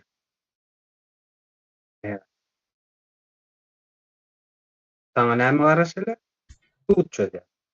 Ondan senin ene şo eden hereketiň gelecekde de edilmedi ýaly şoňa görä birden işler geçirilmeli döwlet strukturasynda, dogry dämi? Ýene de şol gaýtalanmaz ýaly. Dün senin eden türmede oturup gelen bolsa isledi, biriniň islew boýunça ýa-da saňa bir ýerden derman getirdiler. Ýani bahana bilen sen içerikden ejen alan bolsalar, ertek gün sen aktyňam şo sebäpden içerik girmez ýaly birden ýani döwletler ýa-ni institut diýdiler. Şo döwlet instituty şo illüstrasiýa bolup tuka döwlet institutlar işleýärler da protokollaşdyrýarlar. Gözle awtarış işlerini edýärler, netijesini görýärler, hawa sebäbi näme bolupdyr? Şo sebäpler gaýdyp ortaga gelmez ýaly ýani Türkmenistanyň içindäki adamyň bir adam hukmunda ýaşamagy, üçün yani mecburi zat ýa-ni illüstratada. Türkmen deme daýmaly eden adam üstünde duran nokta gaýdybam şonuň ýaly hereketler diýenler halkymyza ýetirilmesin diýip institutlar üçün gerekli bir neme maglumatlar bar, onuň içinde bilgiler bar. Owar diýanly bilgi eşdesin gelmeýän bilgilerin jenaýatly bilgilerdir ýöne. Bolupdurmy? Jon protokollaşdyrmaly, arkiwleşdirmeli, üstünde iş öretmeli. Aslan häzir 2000 Türkmenistanda yani Türkmenlerde şöyle bir kultura oturtdylar da. Bir adam ölýär. Ýaş demesi däl ýa ýaşly wagty geldi diýip yani öyle boldy, böyle boldy, ýok boldy diýerler. Indi şonuň ýerinde ölüýüniň gurrugyny etmeli däl diýerler. Indi näme üçin etmeli däl? Belki ol adam şahyr bolandy. Belki ol adam biolog bolandy. Kimik bolandy, doktor bolandy. Bir giden halka peýdasyny etirkidendir. Doğru dämi? Sen näme üçin şoňa nekrolog ýazjak gal? Bir jurnalyň burçunda plan ölüpdir neme diýir wagty şunyň ýaly işler etdi halkymyza, şunyň ýaly peýdalar getirdi. Ana biz oňa minnetdar, türkmen halky minnetdar da diýip hem oğluna gyzyna bir boýsançlyk neme boljak hem şu öz halkyna, öz aýdyňa deger berdigiň bolar. Döwlet gurulşunda şöyle bolýandy. Eger bir yaramaz adam döwründe halkyndan o neme dip oğurluk edip hiç il bähbit getirmän diýär, diňe ziýan etkiden bolsa, şol adamyň ýaşaýşy ýalňyş bolupdyr. Diňe ziýan getiripdir. Çünki ýaly ýaşalmaly däl diýip, şoňun üstünde jemgyýet gurrundeşlik alyp barmaly da, şoňky ýaly ýaşanmaz ýaly ýa-da öretmeli. Yani astraniz etmeli şol näme uzaklaşdyrmaly. Onam o molla smoklaň bilen agzy bilen aýdýarlar olan soň bir hil kanuna ýazylmady kanun ýaly bolupdy da. Aslan kardeş buyur. Sağ olun. Illüstrasiýa meselesi sağ olsun diye atladan ildeşimiz. Şimdi şu tayda şeyle bir neme vardı. Hemşehirde halka peýdaly bir zady erwet edip görgesi geldiler de. Ziyanlı, şunun yanında barmalı däl bir zat var olsa ya şu işi etmeli däl zat olsa şonu gowy edip görkezip geldiler de. Bu yıllardır. Şonun içine mezir şu köneden optibar priyomları da buların. Yani halka peýdaly zady erwet edip görkezip oturlar illüstrasiýany. Şimdi bu tayda illüstrasiýa bolanynda halka ziyan gelecek mi ya häzirki oturan dönüklere mi ziyan gelecek? Elbette häzirki oturanlara ziyan gelecek. Nähili ziyan meselem? Tez Türkmenistany gurucularynyň garyndaşydyr, kowynydyr, bilmedim, oğul gyzydyr. Bulara öz çağlaryny söýdirip ya ýa-ni uzaklaşdyrýarlar. Şu eden priyomlary bularyň özüne gaýdyp geljekdi. Çünki ortada edilen dönüklük var. Buların eden dönükleri ýa-ni hekimiyet başyndaky oturanlaryň ya sahnasynyň arkasyndaky bilmedim ýene kiminiň şolaryň özüniň eden ziyanlary bar da milliligimize ya milli gelirlerimize garazken niresinden tutsaň da aýdyp geçivermeli. Şu eden ziyanlary ortaya çykjak. Belli bir derecede bular öz çağlaryny hem ziyan ettiler. Şu edilen ýa-ni dönükleri ortaya çıkmazlığı için şu illüstrasiýany erwet edip görkezýärler da. Çünkü bile oturlar.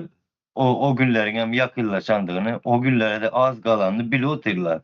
Şonuň üçin can howlugyna her zat ederler bular.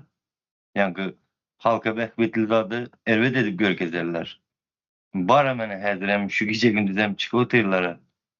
Böğür topara. Hemen prezident deyip özlerini ulan edip görürler. Mıy deyip gepledi. Kim sen? O hamal arkasında bilim adamları var ya mıy deyip gepledi de. Kim bilsin arkasında şonun bir sany Türkmeni yoktur. Yine başka bir milletler vardır. Başka bir zatlar planlap öğrendirler. O prezident olacak olup öğrenirlerken. Şonun ýaly gepin kıskası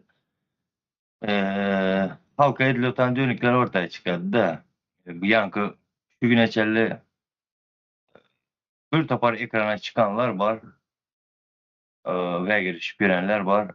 Buların kimliği ortaya çıkacak illüstrasyada. Yani şu zatların üstünü yapmak için yani illüstrasya meselesinden uzaklaşırlar ya halka ervet edip görkezerler illüstrasyonu da. Cemledim hazırlıkça sağ olun. Öyle sağ ol. Üstad. Aha. Aydır.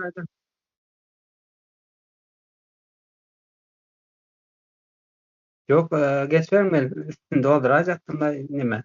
Son koşalım. Hı. Nemedir?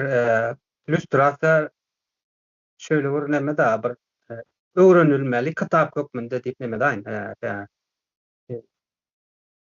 Hükmani gerekli nemedir?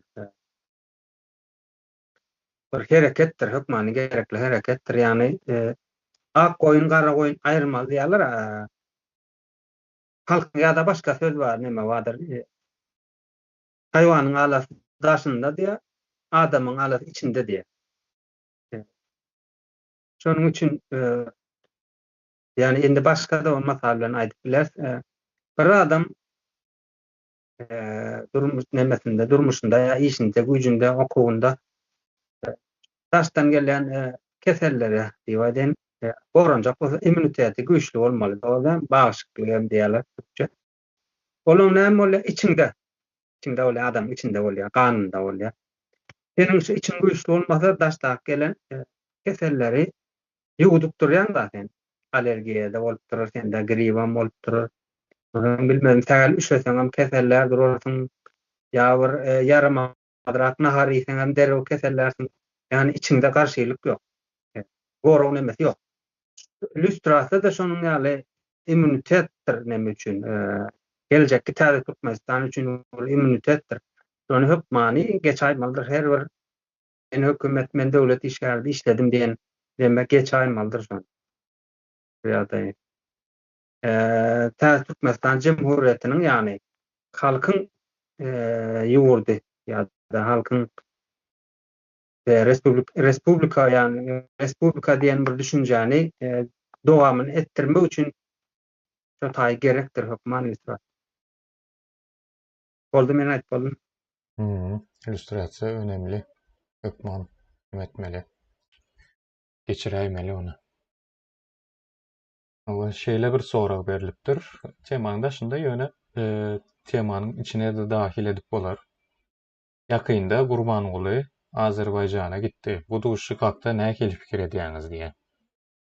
Hani ondan öňkü bolup geçenlere bir göz aýlaly. Ondan neme Azerbaýjanda duşyk bolupdy. Bütün Türkiýe döwletleriň prezidentleri, beýleki döwletleriň prezidentleri şo taýy ýygnanyşypdy. Ol ýygnanyşyga Türkmenistanyň prezidenti gitmedi. Daşary işleri ministri Raşid Meredow gidipdi. Yani o taýda ýokary wezipeli duşyk bolan üçin şoňa gawat gelýän ýokary wezipeli bir gatnaşýan barmalda da Türkmenistan tarapyndan. Ýöne olam bir ayakçı nemäni uğratdylar. Reşit Meredow gitdi o ýygnanyşyga. Bütün döwletleriň prezidentleriniň ýanynda Reşit Meredow sırtyp oturdy. Bunu halk nemäniň jemgyýetçiligiň diline düşenden soň nemädi muňa tepki bolup Gurbanguly gitdi Azerbaýjana. O taýda gowy ýylgyryşyp, zat edişip surata düşdiler, ýene näme aýlandylar. Şo zat barada bir pikirleriňizi sorapdyr. Şimdi men muňa az uzakrakdan seredeýin. Russiýanyň eden oýuny bilen Azerbaýjan halky hem topraklary hem halky gyryldy dogry, 97-den soňky ýyllar, 92-93-nji ýyllar. Karabağ meselesi vardır. Çoğunlar Türkmenistan sessiz kaldı. Hem dogonluk ýurda Azerbaýjan hem iki goňşy arasında uruş gidipdi. Bir ýer bölegsin basyp alyp genosit boldy şo taýda Azerbaýjan halkyna. Türkmenistan döwlet hökmünde çoğu adam döwlet ýokenda Türkmenistanda sesini çıkarmadı buna. Ne gumanitar kömek verdi, ne aralarına girdi. İstade edip bilmedi. Yani men bir taraf olacak diyen olmam mümkün şu adam. Son Niyazov öldü. Bala adamlar geldi, şu adamlar geldi. Son Niyazov'un etmediğini bunlar devlet kuracak olanmasa yani devlet dikelçek olanmasa şolar aýdyp biler da. Aýdy oğlum senin şu çeken ya da goňşym senin şu çeken genotsidini, toprak nemäni men goldaýan, yani bu ýalňyş boldy, etmen däldi. Men senin tarabynda, yani hem goňşy hökmünde hem dogan gany bir dogan hökmünde hem goňşy hökmünde bir pozisiýany görkezmeldi döwlet. Ýok, ondan betmetler indi 20-nji ýylda ýene şo meseleler çözüldi. Arada ýene de Karabağ ýygyny alındy. Bular ýene de sessiz oturdular. Haýdo näme Azerbaýjan halky topraklaryna eýe boldy. Adalet tiklendi. Ýene de bermedi.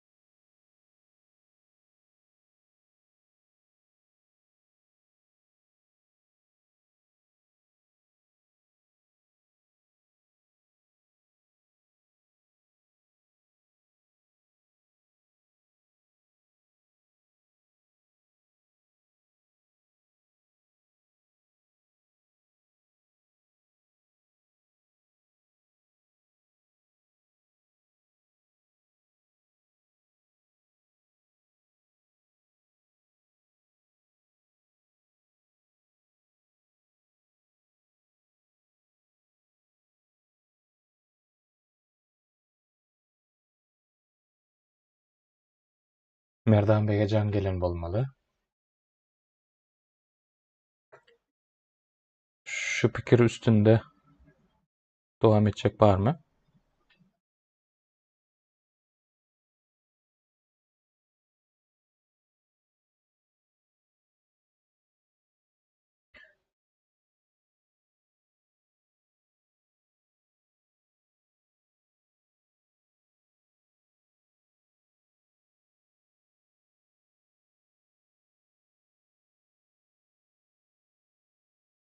Benim sesim gitti mi? İnternet gitti. Men dowam eden onda. Bolýar. Indi görüp tir 91'den bäri döwlet hereketi ýok, yani döwlet düşünjesi ýok, döwlet akly ýok Türkmenistan tarapda doğrudan. Ýazyň etmediklerini bular düzeltmedi, öte beter etdi. Indi ýene de döwlet akly bilen baranok diýip düşünýän men şo, yani öz bir bähbitleri, öz bir bilemok Ýewropa gaz çykarjakmydyr, yani ýol isleýär, ýol Azerbaýjandan. Ýönekay dildaýlanda.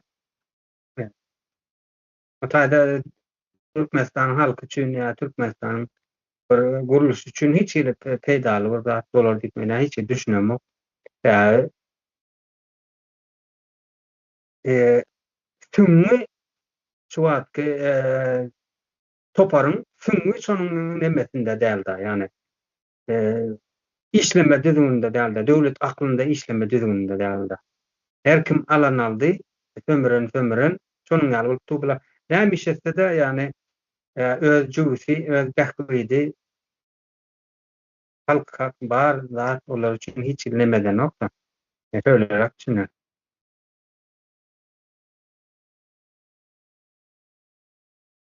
Bir täsir eden ýene bir nemesem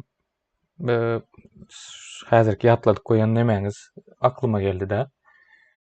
Azerbaýjan, Russiýa sert bir neme gaýtargy beripdi. Yekaterinburgda bolup geçen wakalarda. Indi şoň ýaly Russiýa garşy gidýän adamyň gurnan çärelerine gatnaşsam maňa näme diýer diýen gorkudan bolmaly-da. Şoň üçin ýana ikinji derejeli bir adamy uğratdyk diýip şoň ýaly Gowy görünjek boldymy şo rejime? Ya başka oyunlar bolýan bu taýda? Şimdi yani prezidentim görkezlen Serdar diýip adam bar onun. Eneden de o ady. Gördük ha onun elinden kagazyny gaçyryp ýa-bir köpçülikde özüne alyp barman ýa-ni bir saglyk ýagdaýynyň ona elberişli däldigini görkezýär-de. Eger işten gitjäşi diýen bolsalar, Türkmenistanda döwlet akly birden döredi, asfaltyň aşagyndan çykdy diýen ýagdaýymyzda, ýani Arap erkeklerine ananan wagtymyz Azerbaýjan bilen Russiýa arasynda tartışma başlanda Türkmenistan öz pozisiýasyny görkezmeli, Azerbaýjanyň tarabynda bolmaly. Ýok, bular näme etdi? Lavrov ylgak geldi bolyn. Ýazyldylar Lavrowyň öňünde. Gol üstüne gol, şertname üstüne şertname. Näme Türkmenistan şöýdü pozisiýasyny görkezdi. Ertek gün Lavrov gelsin ýa-da Matviyenko gelsin, Azerbaýjany ýadyndan çykarar da Matviyenko'nun yanında olar. O taraftan Taliban gelsin, onun yanında olar. Şonun ýaly näme bir sülük ýaly bir zat da nirä çekilip tuşup adamlar. Onsoň Gurbanuly barsyn, Serdar barsyn ýa-da Raşidow derek başga bir ýerine getirdiler. Näme bir guruluşyň özü bir çürük guruluşda, o taýdan hiç geli bir halk ýaşlyga garaşmasyn da, ýani şöyle bir ýönek edildi diýen. Hakykatdan şoň ýaly. Ady ütkäpdiler, ýyl ütkäpdiler, ýaşaçyk bolupdiler, owadan bolupdiler, zenan bolupdiler. Ýöne çürük guruluş bol. Halkyň bähbedine işlenmäň hiç wagt.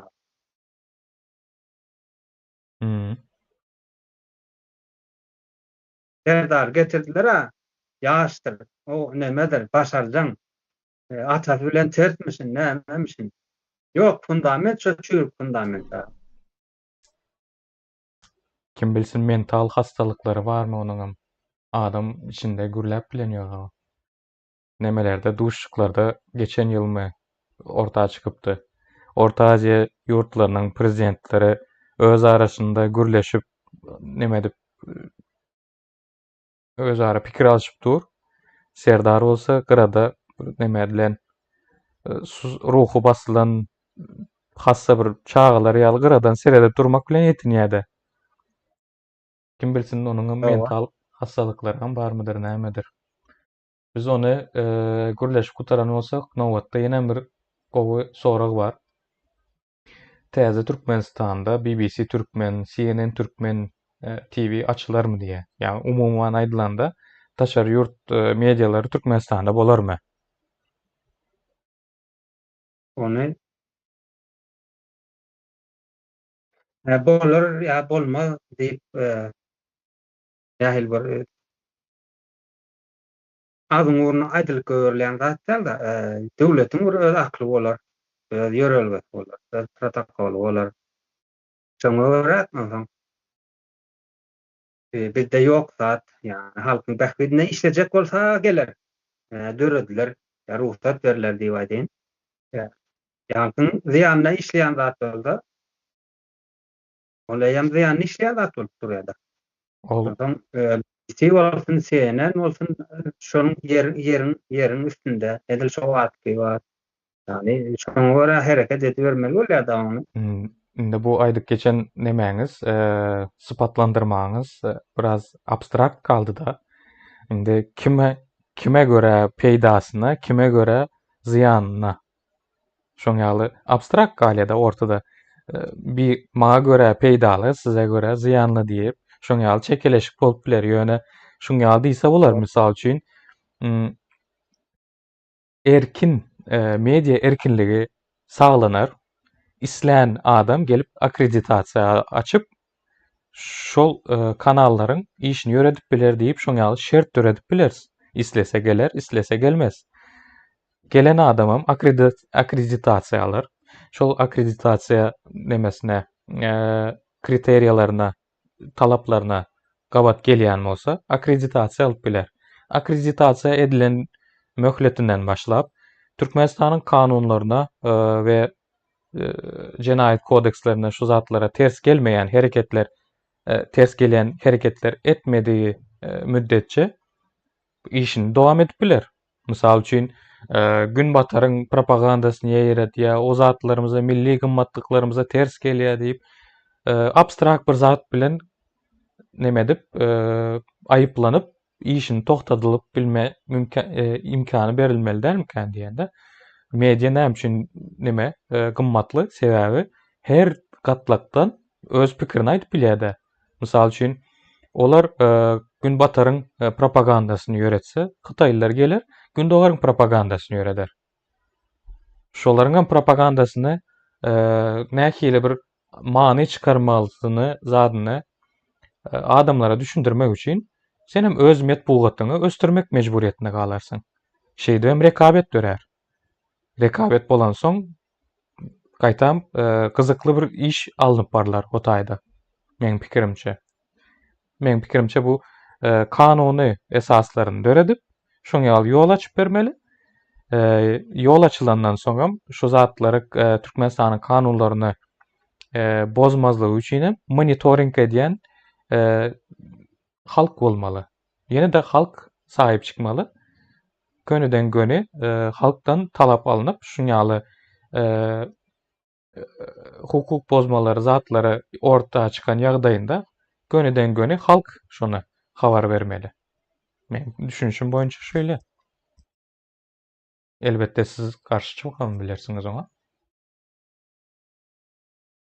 Garaz dünýä ýaňy elýär diýär.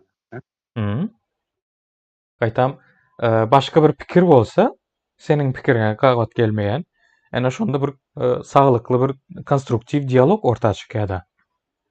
Yok hemmekim meniň aýdanmam etsin diýende hem sosializme dönüşüp başlaýar. Hemmekim bir pikirde bolmaly ile. Ýöne gün bataryň getirýän bilgilerini şondan peýdalansa bolýar. Ýöne propagandasyna aýylsa etmek üçin öz metbugatyny östürmeli. Düşünüşüm boýunça. Hani sosiologlar, yani filosoflar diýýär.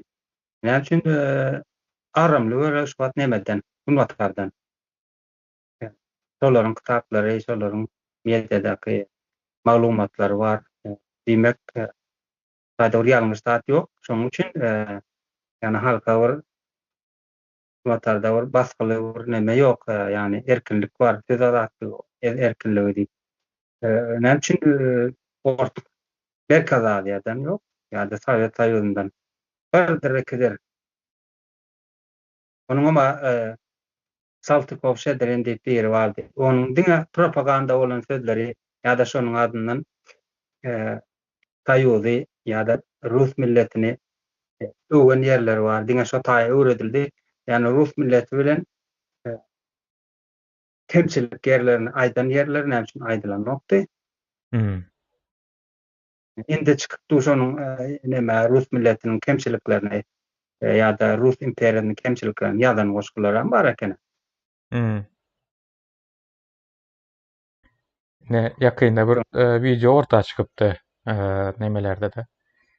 Bir Rus tarihçisi, hatta Ukrayna nemelerinde de, güründeşiklerinde de ortağa atılıpdy şu. Rus tarihçisi diýerler, ýöne men ona Rus propagandaçysy diýjek. Sebäbi Türkmenistan barada bir tarih özüniň sözleri boýunça tarih aýdyp berýärke, bolar bolmaz yerlerden pikirler aýtýar-da ýene Türkmenistany az goşunun bilen ýeňdiler, ýene bir günde aldylar, ýene näme etdiler diýip akla mantyga sığmajak bir zat paýlaşýarlar-da. Ýöne şol döwlet telewizionyasynda ýaýynlanýar. Nähili yalan maglumat bolsa da döwlet telewizionyasynda ýaýynlanýar. Biziň hem häzirki ýagdaýymyzda misal üçin Türkmenistanda Ruslary görýän gatykän adam bar. Rus telewizionyasynda görýän adam bar. Indi daşar ýurt mediasy diýilende diňe Russiýanyň propagandasyny ortağa atyp dursalar adamlar. Soň başga bir zady başka bir hakikaty gören ýok-da olar. Diňe şoluň aýdanlaryny hakykatmyka diýip kabul edýär. Ýöne Göktepe söwüşini bir günde aldy diýilen bir ýalany o kitap okumayan bir millet nerden öğrensin? Demek bir alternatif çeşme olmaly. Şolardan başka bir pikir paylaşan bir çeşme olmaly. Şoň üçin hem ýurtdaşynyň medialary erkin işläp bilmeli, hem öz metbugatyny işlemeli, gowy işlemeli. Üçüncüsü hem monitoring diýilende halkyň özü hem şu zatlara eýe çykmaly diýeýin. Eýe çykmak diýende şoň ýaly yalan maglumat paýlaşan kanallary tespit etmeli, ortağa çıkarmaly. Ortağa çıkarılan kanallara şu barlygdan geçer. Aýdan maglumatlara hakykata gawat gelýärmi, gawat gelen ýokmu? Gawat gelmeýän bolsa, onda oňa jerimesini berilýär. Bir aýlykmy ýa bir hepdelikmi? Şoň ýaly jerime ýa-da pul möçberine berilip biler. Şoň ýaly yalan maglumat paýlaşany üçin her hili bir nemesi kontrol mehanizmlary işläp düzünüp biler. Medianyň açyk bolmagy gaýtam halkyň peýdasyna meň pikirimçe. Owa, O seçmekden saýdam etmäne mümkinçiligi hem bolýar. Hani hayatanın bir dünya global da, biram dünyada endi global, dünya bilenem bir bağlanış gurmanyň bir nemesi da var araç höküminde. Biram öz ýurduňy başga bir pressaň nemesinde görmek, seniň ýurduň barada başga bir pressa, dünýäniň başga bir asmilary näme diýär. Onu bilmegem bir. Gabatlaýyk gowy. Hani seniň kemçiligiňi aýdyp bilýär, olara ýem bir nemede açık sen barada aýdyp bilýär we sen öz ýurduňy olaň dili bilen näme kemçilikleriň bar ýa-da haýsy ýerde ösüp barýan, ýani ýerde kemçilikleriň bar, o tarapyndan bar. Näme bolýar-da? Gowy. Bu millet üçin o da bir peýdaly. Bence de köp taraplayın daşary ýurduň mediasynyň gelmesi ziýandan has köp yarar saglaýar diýip düşünýän menem. Hani Arslan Bey eli ýadak gidendir, elini galdyrypdyr. Sağ olun. Şimdi benim şu taýda biraz pikirimi goşmak istedim. Söylediň elbette informasiýa gerek. Ýa-ni aýdyşyňyzlar ýaly kardeşler, munyň propagandasymy ýa hakyky habarym originalymy berötür. Onu uzatlar edilmeli, aýkal saýkaly. Emma bir jemgyýetiň ösmesi üçin hem Sapar agaýym şaýda diýär, informasiýadan kesilmeli däldir diýip. Elbette bize hem cemiyetimizi, halkımızın dünya garaşını östürmek için informasiya gerek. Dünyada yankı 100 yıldan ken, bilmedim neçe yıl ama 100 yıldan ken bolan yankı belki 200 dönemi geçendir orijinal habarlar berýän jurnallardır, bilmedim gazettir ya şonun ýaly çeşmeler bar. Elbette onun ýaly informasiýalary ya habarlary halkımıza yetirip durması gerek. Şimdi buları yetirmek için hem bir kemçiliğimiz var bizim. O hem dil yetmezçiliğimiz, sözümüz az bizim. Yankı 50'den 150'den geçmedik bir sözlüğümüz vardı. Bunu östürmek gerek. İlki bilen satlardan öndeyim. Ben şunu gösterecektim, sağ olun. Öyle. Sağ ol. Wagtymyz dolup geçipdir diýen.